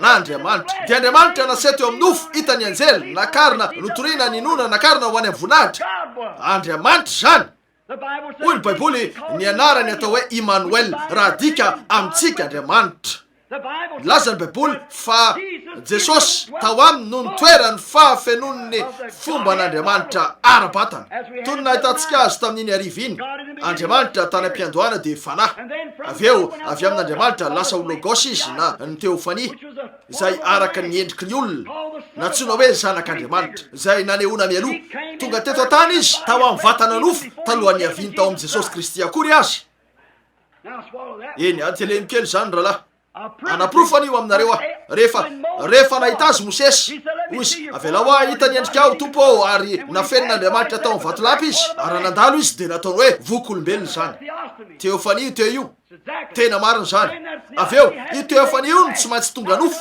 tsy hoe olo-kafa fa lay olona ray ihany no tonga nofo mba handray ny fanondrona ny fahafatesana toy ny hoe rehefa manindrona ny fanenitra dia avela ny fanondronany ary tsy mbola niala taminy mihitsy zany afaka nanindrona nofon'olombelona izy no zany iota nefa rahalahy rehefa nanindrona ny nofony Emmanuel izy de tavela teo ny fanondronany ien tompoko afaka ingonongoniny izy saingy tsy eo aminy tsony ny fanondronany tsy magaky Paul rehefa andeha hanapaka ny lohany izy ireo de ozy rehefa fatesanao aiza ny fanondronanao afaka itabataba sy ingonongonina arak'izay tianao ianao rifasanao aiza ny fandresenao fa isorana ny Andriamanitra zay manome antsika ny fandresena amin'ny alalan'i Jesosy Kristy zay ary le izy tsy maintsy Andriamanitra tena ny vaona vitsy zany tonga izy ary voaseho tamin'ny nofo niverina tao amin'ny fanandra izy hoy ianareo rahalahy BRANHAM tsy mbola laza taminay mihitsy ianao hatreto ny fotoana natonga nofan'Andriamanitra talohan'ny haviny tao amin'ny Kristy fo nipetraka teo ambany lainy Abrahama ndray andro de indro nisy anjely roa niaraka tamin'Andriamanitra tonga teo aminy tao amin'ny nofon'olombelona nisy vovoka ny akanjo sady reraka izy ireo no nipetraka de nivoaka Abrahama ary nisy zanak'ombona lainy avy teo amin'ny ombivavy ray de nivonono zany ary nisy henan'ondry ny endasiny nivoaka izy ary nasainy nakakobakatsaka kely Sara ary nitatavaniny zany de nanao mofokatsaka vitsy izy ary nakadibera avy amin'ilay ombivavy de nanao dibera avy amin'ny ronono de netiny teo zany ary napetrany teo de nihinana ny zany Andriamanitra halleluja zay ny mahatonga ny finoko mijery anao ry zanak'ondry tao Calvary everinareo ve efa sarotra amin'Andriamanitra zany Andriamanitra zay nanao ny potasy sy ny calcium rehetra io rehetra eto tany io nidiny izy mba mainga any Abraham ozy ataonao ve efa afeniko aminao zany nefa indro fa ianao nandovany tany amen tsy anafiny zany aminao a nalain'Andriamanitra fotsiny avy amin'ireo singa 12 nanaovana antsika naka potasy kely izy calcium kely solika kely azavana kosmika de midiry ianao ry Gabriel vatana midiry ianao ry ormody niditra nakao izy anjely roa avy any an-danitra nanisy tanan'Andriamanitra ary naka irany tanana tam'zany de niditra tao amin'io tenany nidiny izy ireo ary nona mahafinaritra ahoana ny am'zany rahalahy adventiste zay tsy te hihinan-kena hiditra am'zany sika orina kely Andriamanitra tsy to Jehova andeha marino raha tsy anarana mitovy dikany tamin'ilay tao amin'ny rome miafy azy zany alleluja avy eo izy de tonga tety an-tany nanao hoe fony mbola tsy ary Abraham de izy lay teo amin'ny rome miafy any mariny zany Elohim jereo raha tsy mitovy io izy la teo amin'ny rome miafy izy la teo amin'ny fanatriany Abraham tao amin'ny vatana nofo zay ninana zanak'omby nisotro ronono ombivavy ary ninana dibera sy mofokatsaka isorana ny eny anaran'Andriamanitra masina nakeo avy hatrany izy ary nanao hoe tsy afoy anareo fa nitodika nanome lamosina izy nanao hoe ry Abrahama mangy anao ho azonao izazy io efa zary taona ianao zao ary Sara 70 ary Sara tao amilay niome izy ozy inona ny mampimia Sara nefa tao an-damosina misy laina ny elanelana azy ireo hoy Abrahama ry Sara niome avy anao tsy nome mihitsy ozy eny niome anao karazana eritreritra amin'ny fanandrify ahoana ary zany karazana famakina eritreritra ahoana ary zany zany ihany no ataony amin'izao fotoa zao izy ny Jehova Jire Jehova Rafa la tsy miova omaly sy anio ary manak'izay tsy ho diso mihitsy izy jereo any izy indro sy fa teo nakeo avy hatrany izy ary niresaka tamin'ny Abraham de nanjavona teo maso ary lay Abrahama patriarka lehibe de nilaza fa niresaka nifanatrika tamin'Andriamanitra Elohim misy lay Andriamanitra iray ihany azonareo zany tsy hoe olona telo rahalahy anjara asa telo teo amin'ny olona iray ihany zany ihany no tany am-piandohana izy io fanahy lehibe io lay loharano nahitana ny fahamarinana rehetra ny fitiavana rehetra ny fiadanana rehetra zay rehetra madio de teo amin'ny loharano io nanomboka naka endrika ho vatana iray zany ho teo fani de lay karazam-batana zay aliantsika tsy hoe vatana be voninahitra fa vatana anjely toy zany manana bika manendrika isaka ny mahita azo de mieritreritra hoe ity azo ty de negatif misy positif anoany nisy zavatra nanaovana an'ty azo ty nisy fahalalana nanao an'io ary ty tany rehetra ty de mamoaka taratra ny any an-danitra lazany baiboly ary raha misy azo natao ho faty eto de misy koa ao amin'ny voninahitra zay tsy natao ho faty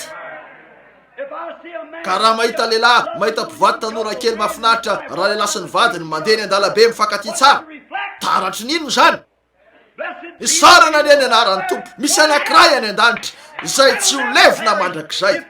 Raha ravany ty tabernakely ty an-tany ty dia manana anankiray efa miany sika. Lay teofany azonareo areo ny amin'ny trinité. Lay fifanahy lehibe mitoetra atao amin'ny zanaka Jesosy. Jesosy mitoetra ao amin'ny fiangonana. Amin'izany andro zany dia ho fantatrareo fa zaho amin'ny ray, ny ray ato amiko ary zaho aminareo.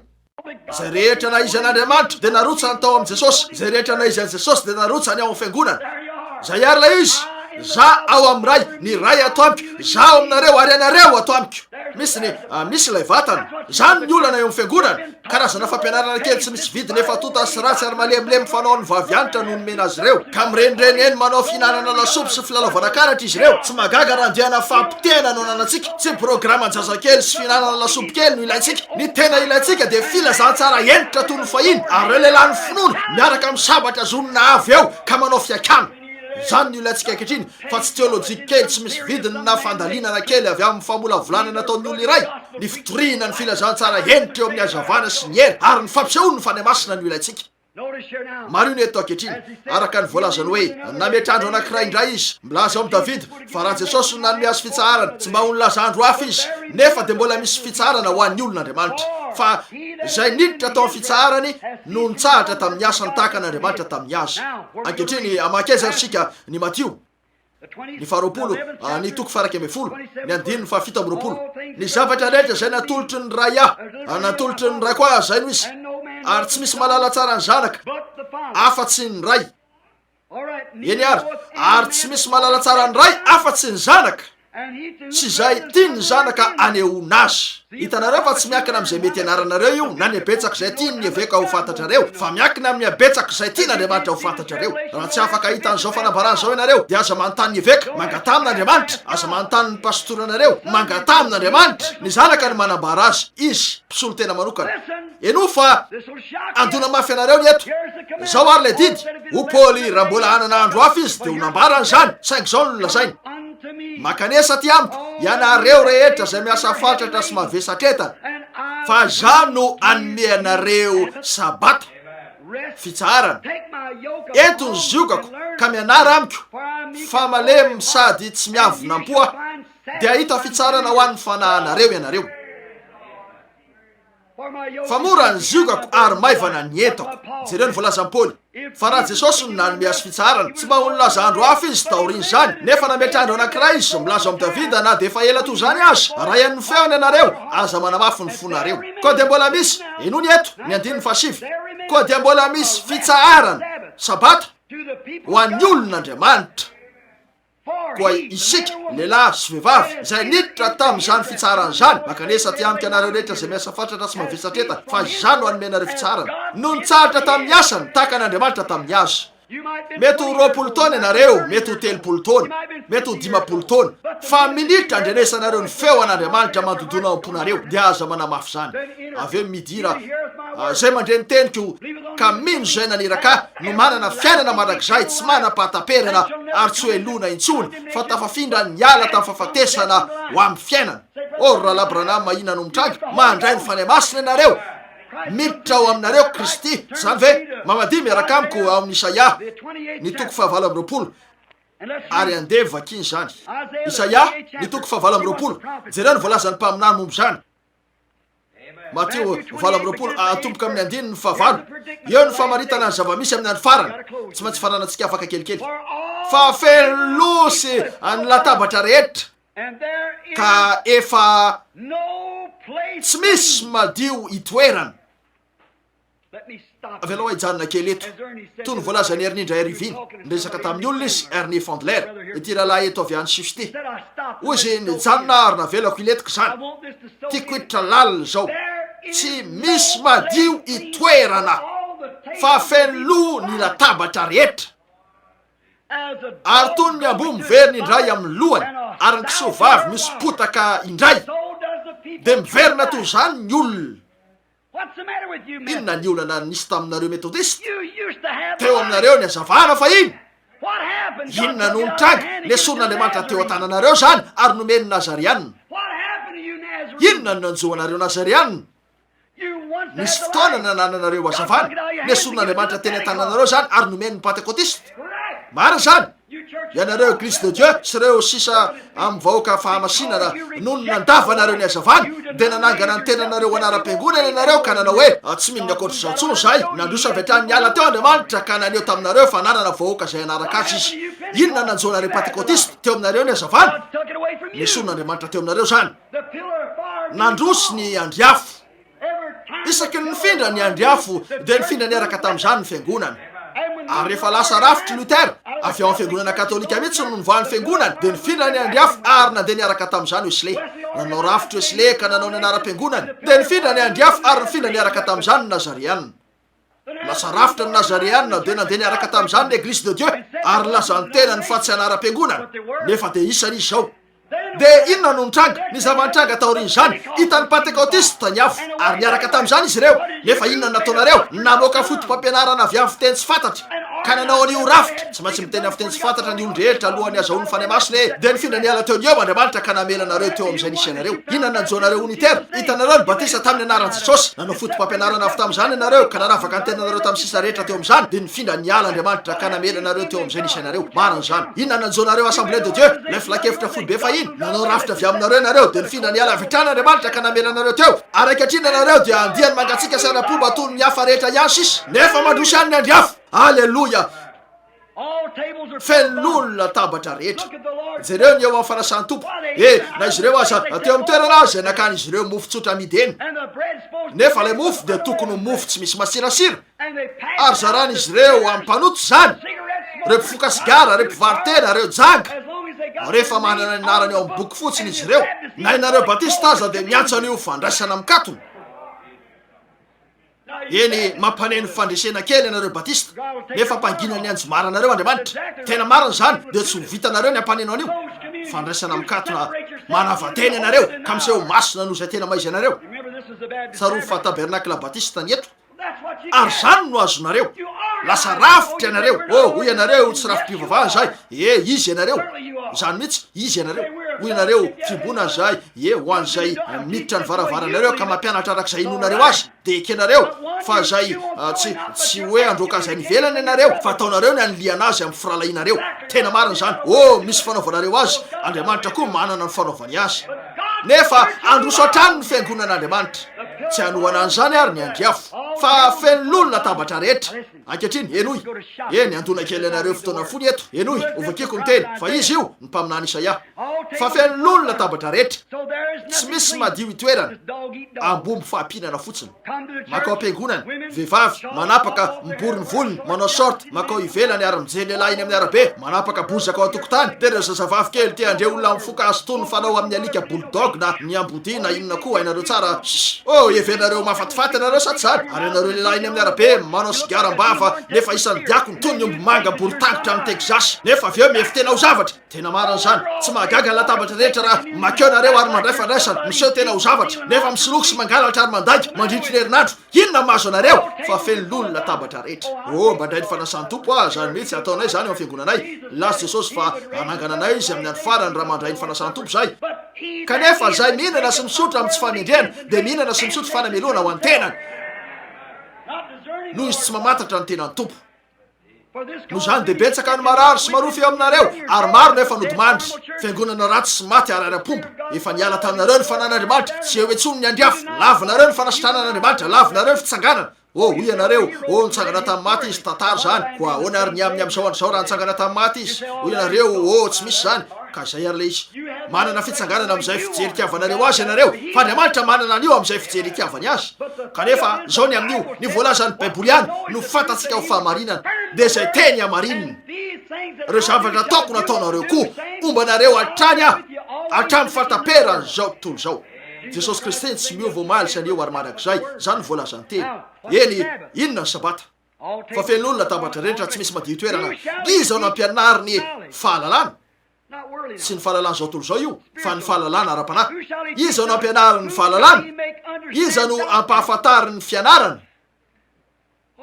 isaoran'andriamanitra tsy mihina an'iny rafi-pivavahanay tsy lefitra am'izany izy ireo tsy ahoaka zay inony rafi-pivavahanareo fa inona lazay ny tena andriamanitra ny amin'io Eny pastoranay ianao tsara nahita fianarana izy azo antoko zany mihitsy feny fianarana loatra izy ka namelan'Andriamanitra nivoaka tamin'io marina zany satria azonareo ambara any ny teny nefa iodina hialy eo izy ka anao hoe tsy noko zany ny fandehany ry saribafika anosy avy anao ambarako anareo zany jereo eto izy anao ampahafantariny fianarana zaza vao nesorona tamin'ono va ary zaza vao nitazana va ny vao nitsahan'ono va ndray andro iny nanatona ny mpifanolo-bodindrindrina amiko ozy ripili misy pastory eto tanàna tena olona tsotra sady mateo ty indrindra tam'izay fahitanao ozy nipetraka teo zahay mivady sady efa niakanjo andeha atory sasakalina tam'izay de niditra faingana teo i pastory io ary nisotro kafe kely niaraka taminay izy de nivoaka anakeo an-tranolay mpifanolo-bodindrindrina aminay izy nifandray tanana izy ireo lalao karatra kely zareo de nipetraka izy ary lalao karatra niaraka taminy ozy io ny tena olona tsotra sy mahafinaritra indrindra tam'izay fahitanao ozy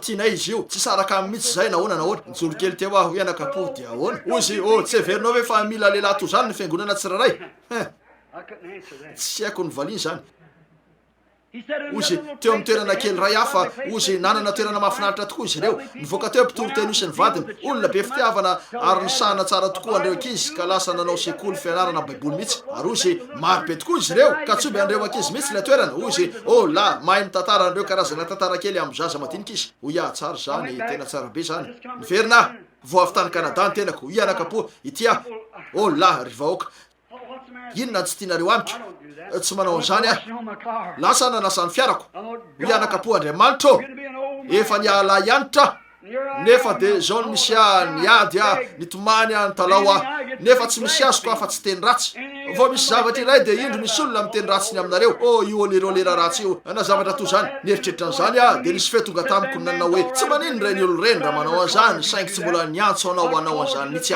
niantso anao andray sabatra ary joro eo tahaka anjoso ka anao fiakany rirala tsy andany andro am'ireny fikambanana ratsy reny na zay fiangonana rafi-pivavahany fa iaiky ny devoly ijoro eo aloha iantso ny mahitsy ny diso itolo ny teny ary ijery hoe izany manam-pinoana ino an'izany ka atao miariary eo zany de sasaky faingana foana ihany fiary io hoy misaotra tompo nazo ena tsara teo mety tsara zany tompo ofikiko mafy kokoa zany ary tia koa raha maty miaraka amin'izany ety an-tanako iza no ampianariny fahalalana enoy felin'olona tabatra rehetra zaza vao notazana va ny vao nitsahan'ony va ankehitriny jereo fa didy anampy didy anampy didy fitsipika anampy fitsipika kely ety ary kely ery eny amolotra miambakambaka sy amin'ny fiteny baiko io no itenenany amin'ity fireneny ity zay nylazany hoe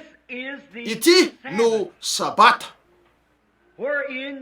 ampitsaharo ny reraka ity no famelombelomana nefa tsy mety miaino ireo ary ny tenin'ny tompo de ho tonga amin'izy ireo misy olona nitory an'io didy anampy didy fitsipika anampy fitsipika anampy fitsipika kely ety ary kely ery mba hanaovany di mianitra ka ho toritory izy sy ho fandriana ary ho samborona inona moa fitsarana ovina ny aviany fitsarana rehefa niteny tamin'ny fiteny sy fantatra ny olona ka ny ambakambaka molotra miambakambaka tsy nilaza ninninona izy ireo fa ny ambakambaka oviny zany no nitranga tamin'ny andro Pentekoste fony tonga ny fany masina io lay fitsarana ny fany masina o Jesosy makanesa ty amiko anareo rehetra zay miasa fatratra sy mavesatretana fa zany mianareo fitsarana any mianareo fiainana mandrakizay zo hoe fiainana Andriamanitra mihitsy ho tonga ao anatinareo Andriamanitra ka ho tonga ampahanareo any mianareo faterana izy ka tonga anareo zanaka lahy zanaka vavy eny jereo fa io ny fitsarana fahatelomeny ny voalohany Andriamanitra no nahazo an'io no niasa nataony faharoa ny Israely no nahazo an'io teo amin'ny lalàna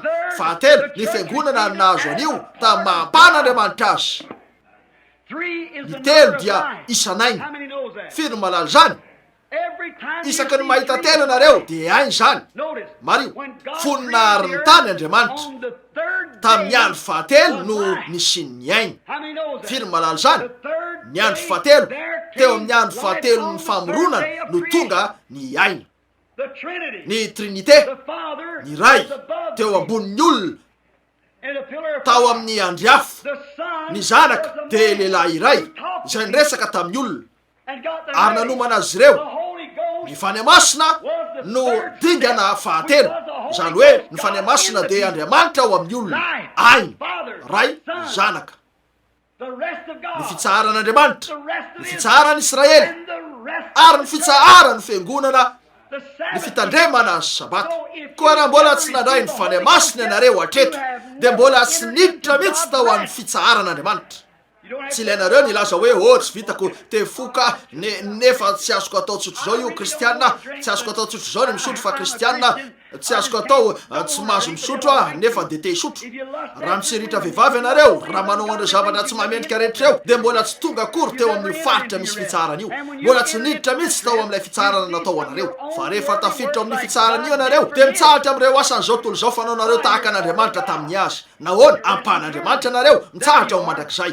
Zay alla izy, io lay sabata makanesa tiamika anareo rehetra zay miasa fatratra. Anio nametra andro anankiray indray izy, na de fa ela toy zany aza ao amin'ny Davida, raha iain'ny feony ianareo aza manamafy ny fonareo. Teny ray na roa fanampiny sisy eto de ho faranatsika. Fa zay niditra tao amin'ny fitsaran'ny Kristy, makanesa tiamika anareo rehetra zay miasa fatratra sy mavesatra etana. De izy koa no nitsahatra tamin'ny asany tahaka an'Andriamanitra tamin'ny azy tamin'ny andro fafito. Mety efa eo amin'ny 70 taona no nitsara anareo, na 70 taona na 50 taona na firy koa nitsahatra tamin'ny asanareo nareo tahaka an'Andriamanitra tamin'ny azy ho mandrakizay. Tsy tianareo tsony ny zavatra zao tolo zao, mato anareo zao tolo zao. Ankehitriny ny 9:40 ary harao tsara. Koa aoko isika zoto hiditra amin'izany fitsarany zany. Tsy lay voalohany, tsy lay faharoa, fa ty anankiray ty. Fandrao isy olona latsaka amin'ny tsy finoana tahaka zany koa. Inona moa zany? Eto ny andriafo miaraka amintsika ny anjelon'ny tompo, tena manao andreo zavatra arak'izay voalazany fahataona izy. Nefa tafitohina amin'io ny olona reo, eny ataoko fa tsara ihany io, mahafinaritra be zany, ataoko fa mety tsara io. Mitandrema tsara mba tsy ho latsaka ao amin'ny fandriky ny tsy finoana tolony tamin'izany. Ekeo amin'ny fonareo rehetra zany. Jereo, fa ny tenin'Andriamanitra, tsy hoe ny fampianaran'ny fiangonana, ny tenin'Andriamanitra dia velona sy mahery, maranitra no sabatra roa lela.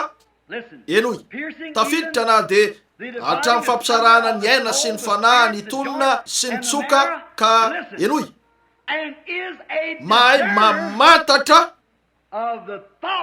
ny eritreritra sy ny fisainany fo. Inona ary zany? Afaka tonga eo ny fanahy masina ka hanao hoe nanao zavatra toy zao sy zao ianao, ary nanao an'izao sy nanao an'izao, izao karazana aretina zao ny mahazo anao, ary zao raha hitsinao io ka ataonao zao, hitanareo mamantatra ny eritreritra. Nefa hoy ny olona, fa inona ty? Fanakaran'ny eritreritra zany. Izy io ka mpanao atsarany izy io. Hitanareo ve tiako amba? Tontolo ratsy fanahy sy bijagajanga io, zay tsy mahafantatra an'Andriamanitra. Velona kokoa zany, tafiditra kokoa, mahery no sabatra roa lela, ka mahay mamantatra ny eritreritra sy ny fisainany fo. Eny, inona ry mahafantatra ny fisainany fo io? Andriamanitra. Hoy ianareo, nilaza ny Baiboly fa ny tenin'Andriamanitra io. Ny tenin'Andriamanitra dia Andriamanitra. Tamin'ny voalohany teny, ary ny teny tao amin'Andriamanitra, ary ny teny dia Andriamanitra, ary ny teny dia tonga nofokanonina tamintsika. Andriamanitra no mamantatra ny eritreritra. Abrahama dia nanome lamosina, ary toy zany koa Andriamanitra raha nampitodika ny lamosiny tamin'ny lehilahy dia nome Sara, ary nitodika Andriamanitra nanao hoe nahoana Sara no nome mpamantatra ny eritreritra ny fo. Tiako tafiditra lalina kely zany. Fa rehefa misy indray io karazana fanompony io arak'izay fanampanantenan'Andriamanitra ho an'ny andro farany, dia inona nisy? Fanakaran'ny eritreritra movaka tsy niantso ny tompo mihitsy izy ireo hoe Belzebuba. Hoy izy raha ny tompotrano nataony hoe Belzebuba, impiry lavitra no iantsony ny mpianany. Ty ianareo maneo zao fa tena lina tokoa ianareo, ka tsy ilainareo ny anana ny trano misy rivotra mangatsika vao andre filazantsara. Tena naona tokoa ianareo satria tonga amin'ny toerana toy zao. Tsy ho namela antsika mihitsy ny anangany any akoatra zao Andriamanitra. Toy zao ny tiavantsika azy.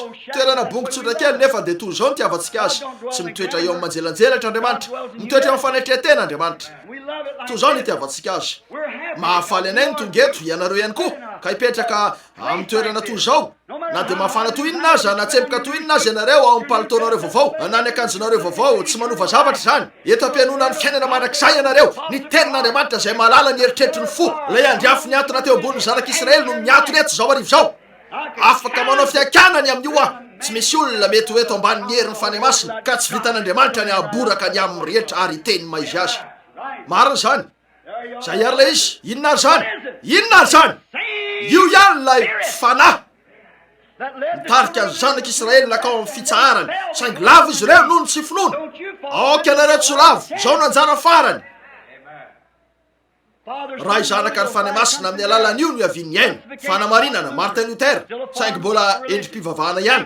Fanamasinana Martin Luther, John Wesley, ny batisan'ny fanahy masina aina.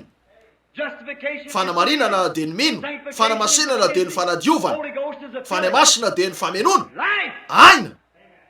Tsy teo amin'ny taona Luterana zany, tamin'ny endrika no nananan'izy ireo anio. Tsy teo amin'ny taona Wesley, tamin'ny endrika no nananan'izy ireo anio. Fa zao ny fotoana iavian'ny fanahy masina izy tenany. Ka raha tsy nandray an'izany ianareo dia ahoana nahafahanareo iny fagagana? Ilaina ny sin'Andriamanitra ao anatinareo mba inonareo. Anao tahaka an'Andriamanitra ianareo, ahafantatra tahaka an'Andriamanitra, isaina tahaka an'Andriamanitra. Laza ny Baiboly fa Andriamanitra kely madinika ianareo. Lazany Jesosy satria ampahan'Andriamanitra. Mitovy ihany amin'ny hoe BRANHAM kely ary ranona kely arak'izay maizy anareo ianareo. Noho ny anaran'ny ray aman-dreninareo.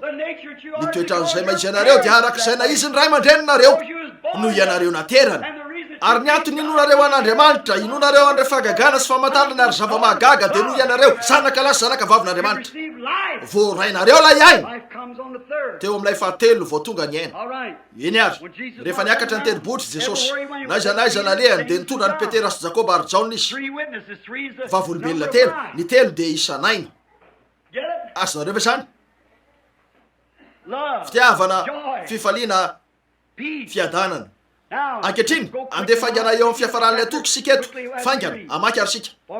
Fa ny tenin'Andriamanitra dia velona sy mahery noho ny sabatra roa alena, ka mahay mamantatra ny fisainany fo, ary tsy misy ary na inona na inona izay tsy miseho eo anatrehany, fa ny zavatra rehetra ariary eo imason'izay iafarany ataontsika.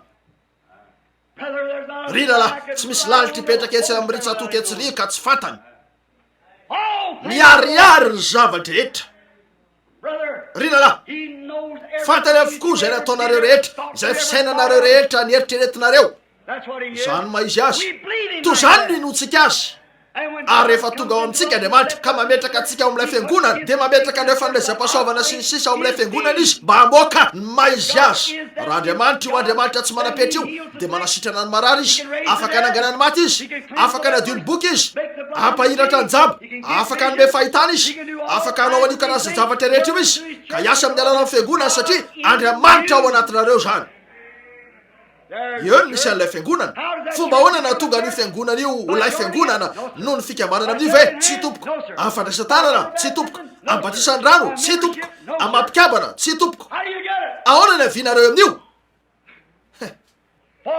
Fa fanahy iray ihany no nanaova batisa antsika rehetra ho teny iray. Izay ary lay izy Romanina 4:1. Ary amin'izany dia tsy misy fanameloana. Tsy misy fanameloana arak'izao tontolo zao.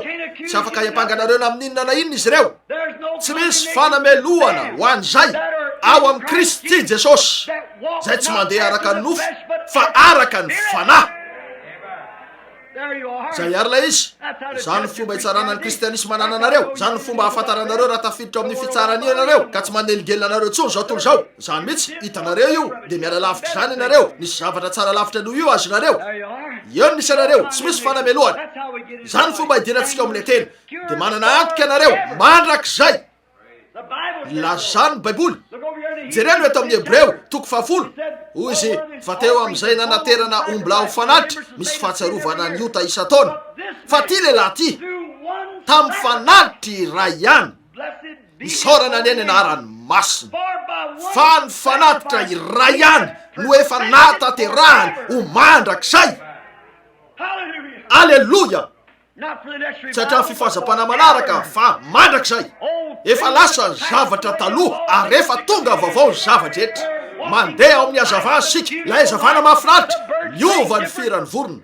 Mipetraka eto nijeran'izy atovy mpisotro Toko io 5 taona lasa teo zany, ataoko fa zay Rosela, mamilava ny masony, nandehandeha teny an-dalabe ny Chicago, nisotro ny vembena teny, nirona tao amin'ny karazana fahotana rehetra nisy io, nisotro ary nanao an'io rehetra azo natao io, fa andray arivo lay fany masony, velona sy mahery no sabatra roa lena, no nanao hoe raha vehivavy mpisotro Toko ianao. Aleluia. raha tsy laindriamanitra tamin'izany ihany io izay nahalala fa mety ao an-damosiny sara dia tsy fantatro hoe izy. Teo am-piano nisy zatovovavy hafa nandeha izy ty ary mitondra azy teto. O zany mpifokarongony ianao. Toinona ny fahaizany mamantatra ny fieritreretany saina, nefa mpitoro tena aristokraty malaza ambony maro no nipetraka teto, mpitoro filazantsara maneran-tany izay niandry tsara ny zavanisy teo, nanao t-shirt ka noheveriny fa tsy nalala azy ireo sika, noheveriny fa afaka hipetraka eo ambany fivoriana toy izao izy nefa tsy hanambarany maizy azy Andriamanitra. Dia nipetraka teo izy ireo nanova endrika, miseho toy ny olo-kafa, fantatry ny faly masina na izy azy ireo. Dia nipetraka teo izy ireo nefa tao am-pony, noheveriny fa fanakarany eritreritra io. Tsy malala akory an'Andriamanitra toy ny tsy fahafantarany otentony ny alina Egyptiana izy ireo. Marina izany, araka ny soratra no ahalalana izy ireo anio fa tsy amin'ny fanahy. Ny soratra mahafaty fa ny fanahy no manome aina.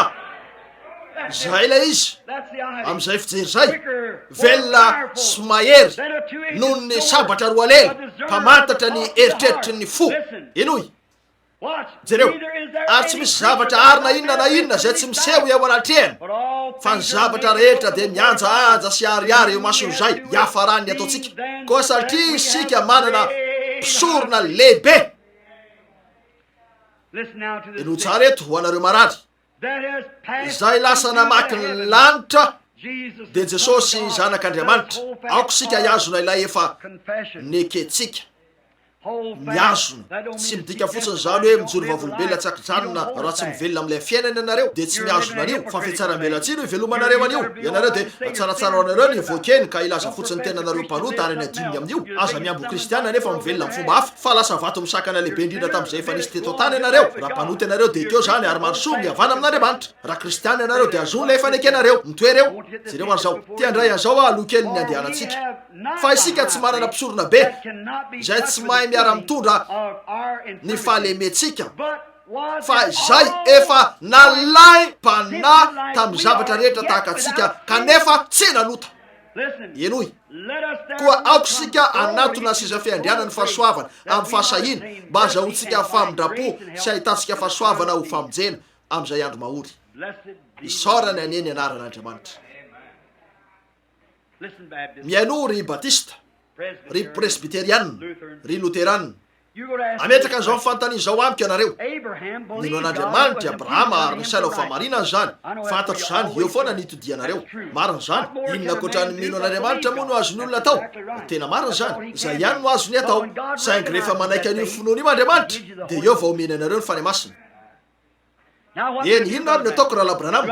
Tokony hika ve tsy voatery ho zany. Iteny amin'ny fiteny tsy fantatra ve tsy voatery ho zany. Afaka hika sy iteny amin'ny fiteny tsy fantatra nareo na izy roa nefa mbola mivelona toy ny jetlisy ka mbola mitsiritra vehivavy, mbola mety mifoka sy sotro sy ny maro hafa koa. Efa nahita olona miteny tamin'ny fiteny tsy fantatra nefa mivoakeny manao avy hatrany an'ireny fahalotony reny, sady tsy matoko tsy misy toy zany. Efa nahita azy ireo nioby nitomany toy ny voay nefa vonona ny angalatra izay rehetra nananareo.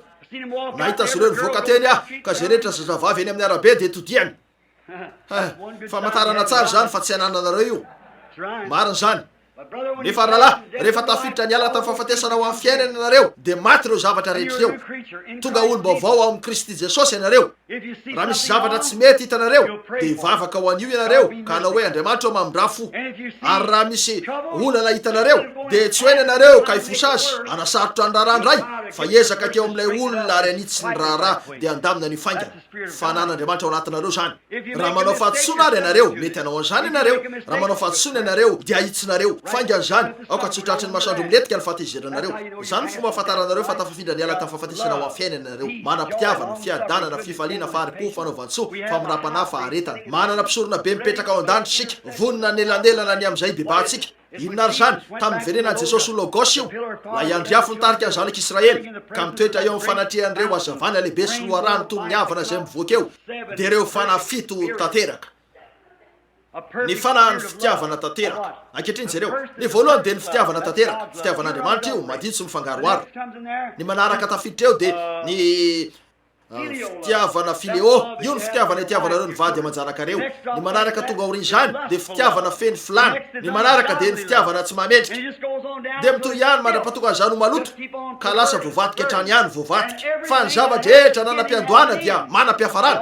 fa io rehetra io dia hoesorona ka tsotsarovana intsony mihitsy fa iverina avy hatrany eo amin'ny fataterahana indray androany ka ny fomba tokany tsy afaka ijana eo tsy efa tsy efandalany aty ambany aty anareo ka ho tonga etsy ambony tsy maintsy maniva tsy viava anareo mba hidirana ao amin'ny fatokiny amin'ny fiankinana tanteraka amin'ilay famonjena ny meny jesosy kristy anareo ampinono misy ny fanahany fahatsorapo tonga avy amin'andriamanitra zany dia loharanon'andriamanitra ny fahatsorapo zany ny manaraka dia izay ataon'ny olona toy ny asasoa eo amin'ny fanolobodin'indrina aminy ny manaraka dia ilay zalahy atao hoe tsy maintsy arana maso iny ny manaraka dia ilay zalahy atao hoe mpangalatra iny ny manaraka dia ilay zalahy atao hoe mpamon'olona iny mpamaky trano hitanareo fa miavovatika midina trano zany nefa dia maneho ny fisin'ilay tena izy ireo rehetra eo zay ny zavatra lazaiko isaky ny mahita olona ianareo zay mahita mpivaty kely mitsangatsanga eny an-dalabe mifankaty mety 20 taona izy ireo manambara fotsiny zany fa any an-danitra dia misy mpivaty tanora izay maneho azy ireo any an-danitra raha ravany zao tranonay ety atany zao dia manana anankiray afo sika any raha mahita lehilahy manambaky anareo mangalatra mandainga dia tsaro fotsiny fa miandry any amin'ny elo ny ampahany ho azy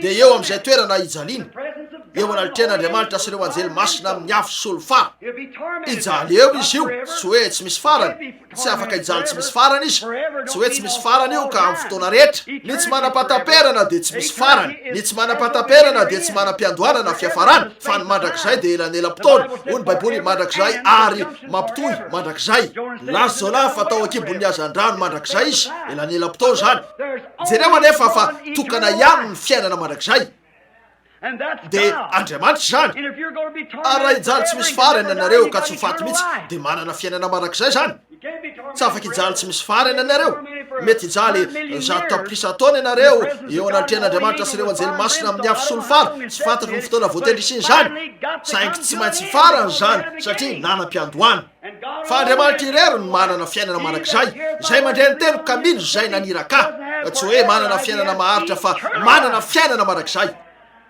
io fiainana tany amboalohany io tsy misy idiran'ilay eto mihitsy zany fa lay ihany akoatra zao rehetra zao fiainana mandrakizay zao hoe ka lay fiainan'andriamanitra mihitsy no midina monina ao amin'ny olona iray dia mandrakizay miaraka amin'andriamanitra izy ka tsy afaka ho faty zay ny voalazany teny eritrereto fotsiny zany moviary misy fiainana mandrakizay roa tsy hainareo valiny zany sa vitanareo tokana amin'ny fiainana mandrakizay dia ilay fiainan'andriamanitra io karazam-piainana afy io natoina ny maizy azy manam-piafarana zany ka zay rehetra manam-piandohana dia manam-piafarana fa zay rehetra tsy manam-piandohana no tsy manam-piafarana ary laza andriamanitra fa anome antsika fiainana mandrakizay zay tsy manam-piandohana fa natao ampahany fotsiny sika ary rany marina ilay fiainana ato anatsika dia tsy avy amin'ny toetra n'olombelona ny aviany teto manome antsika fanahy ny toetra saingy maty io fanahy io kanefa nandray ny fanan'andriamanitra sika voninahitra ao n'andriamanitra olona ve andriamanitra zany mihitsy andesika morona olona tahaka ny endritsika inona ny andriamanitra teo teofany vatana dia nisy olona natao araka zany teo zay napetraka teo amin'ny saingy tsy nisy olona hiasa ny tany hoe nanana ataovam-pandrenesana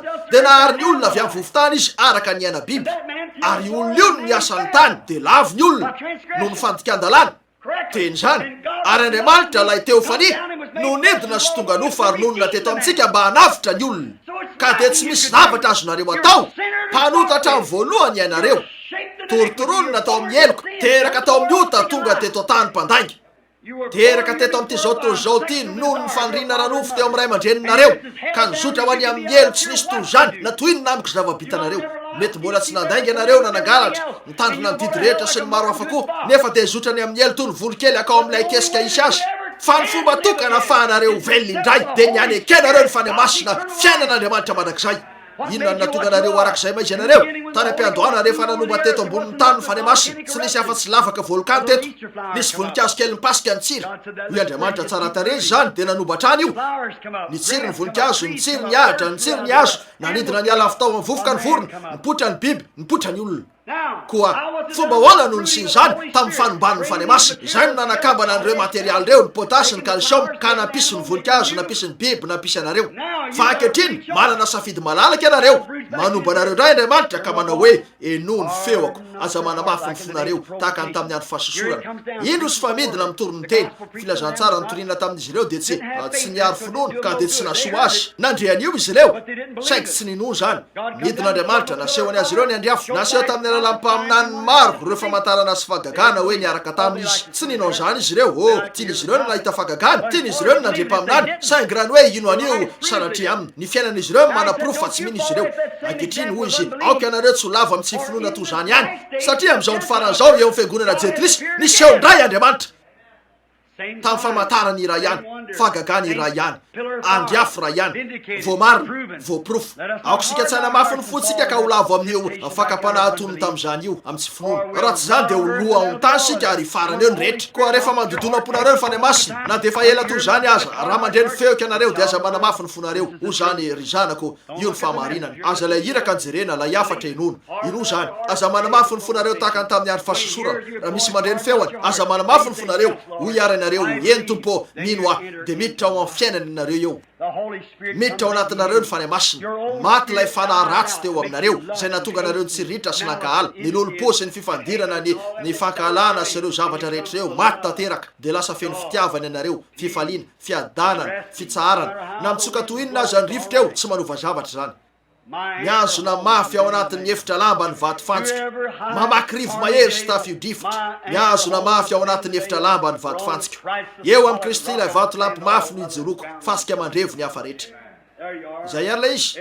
Edi Perone raha nanoratra ny hira malazo io izy, ny tany hafa rehetra, ny anaram-piangonana rehetra, ny fanekempinoana rehetra, ny fotom-pampianarana rehetra dia miala manjavona Kristy. Hoy ianareo, malala Baiboly aho, tsy ny fahalalanareo Baiboly no nananana fiainana. Fantatro ny katesisiko, tsy ny fahalalanareo ny katesisinareo no nanana fiainana. Kristianina, tsy ny filazanareo tena ho kristianina no nanana fiainana, fa ny fahafantarana azy no nanana fiainana. Mahafantatra azy ianareo dia manana fiainana, dia miditra ao amin'ny fitsaharany ianareo. Mitsahatra amin'ny asanareo toy ny nataon'Andriamanitra tamin'ny azy. Natao zanak'Andriamanitra piombona amin'Andriamanitra. Ary raha io fanamasina io no manomba anareo, dia aoka ianareo amaly fanombana ka anao hoe eny tompo amin'ny feo malefaka. Lay feo malefaka hoe makanesa ty amiko ianareo rehetra izay miasa fatratra sy mavesatra etana, fa zany mianareo fitsarana.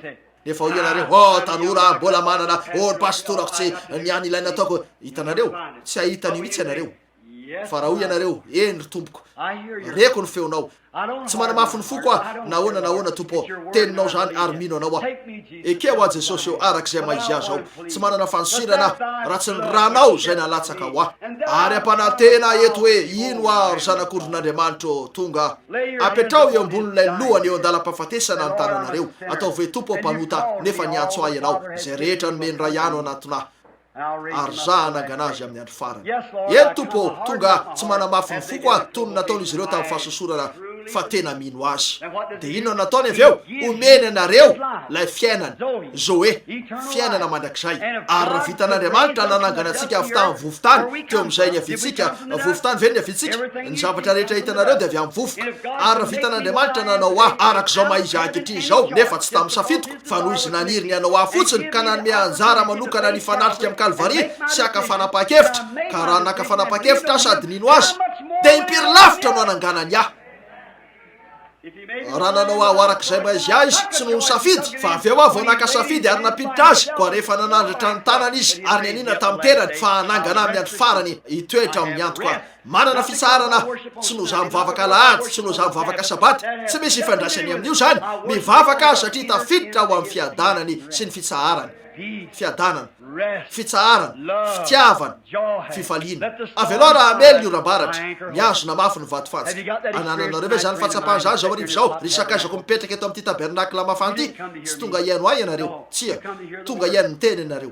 Mianoro sakaizako. Eny, raha tsy manana ny fitsarana io ianareo, dia azonareo ananana zany amin'izao fotoana izao.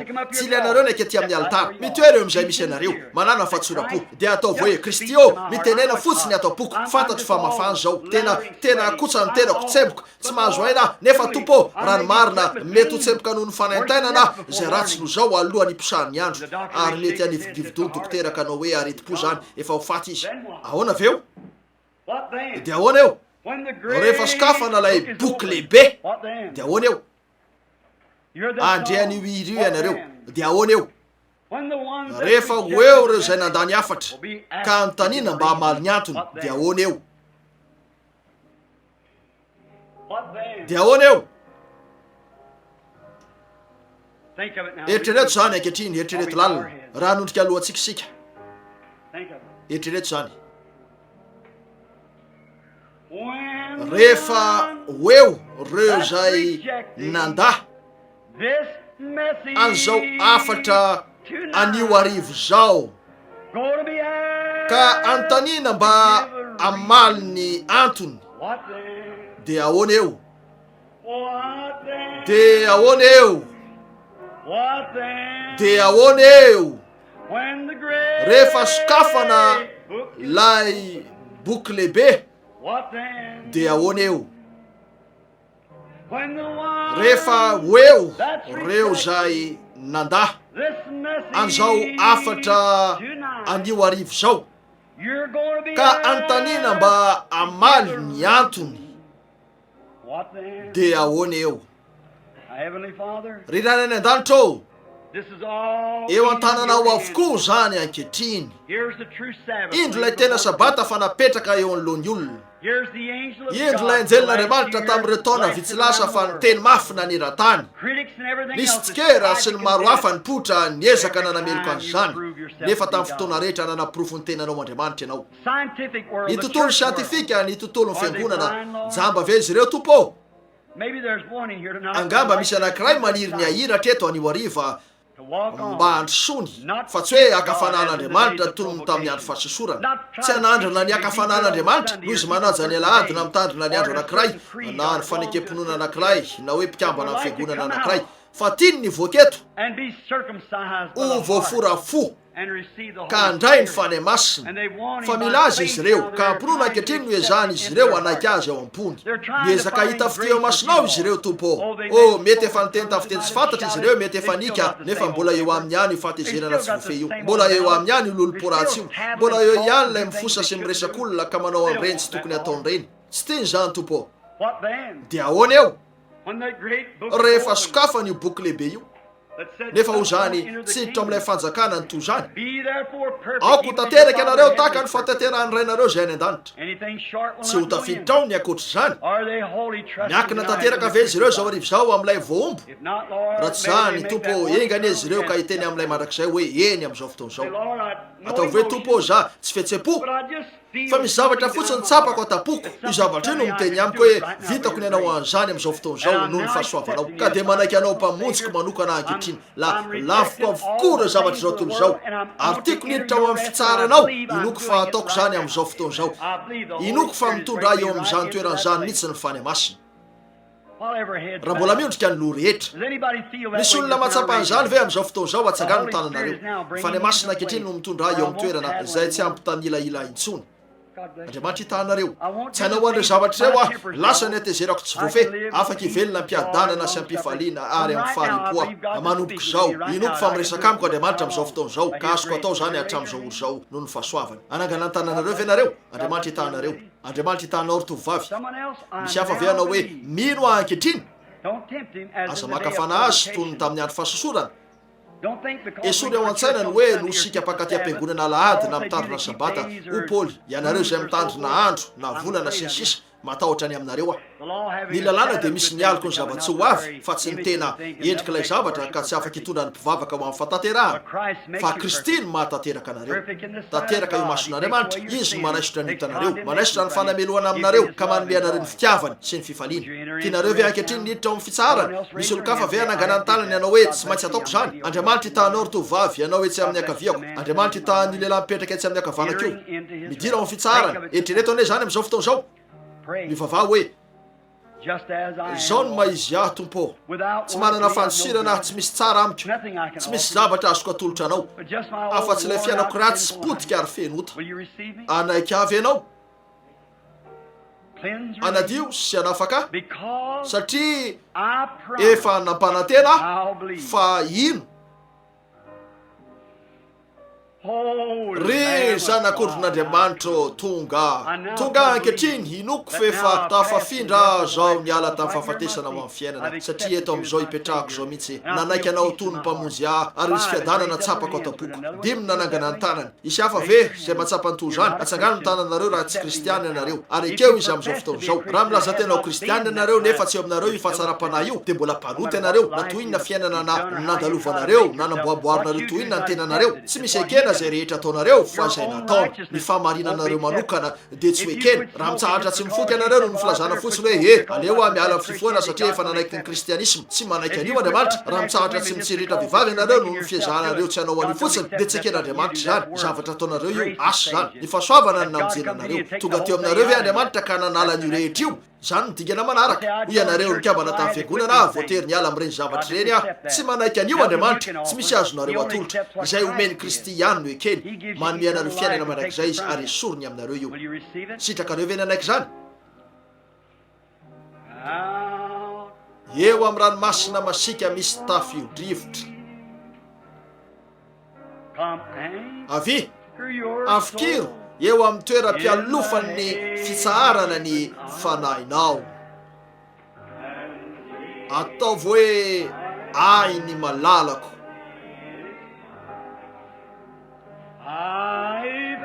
nofikiriko ny fanahiko eny ary afaka hitraky ianareo efa tapitra ny afatra ankehitriny andesika idera fotsiny ankehitriny tsy atsambo eo amin'ny ranomasina masika intsony aho mety amely eo amin'ny lalina masika ny tafio-drivotra ny rivo mahery ao amin'ny Jesosy aho dia eo amin'ny fiarovana mandrakizay isika rehetra ankehitriny ho fiderana nofikiriko eo amin'ny toeram-pialofan'ny fitsaharana sabata ny fanahiko tsy atsambo eo amin'ny ranomasina masika intsony aho mety amely eo amin'ny lalina masika ny tafio-drivotra ny rivo mahery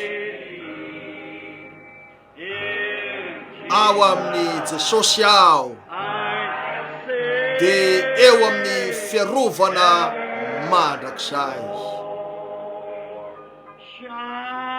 mamyrata amiko afosifotsiny tenanareo akipino masonareo akotsapanareo io famorano fanahy io zany ny fiderana tapitra ny afatra fiderana ny eto aoko la iazavana aveny amin'ny trano fitiliana amiratra eo amiko mamyrata amiko tompo mamyrata amiko aokalay azavana aveny amin'ny trano fitiliana amiratra eo amiko firy ny tena mahazo aina tsara atsagano ny tananareo io fanamora sy manelitry teny io ila izy nitovy amin'ny Jesosy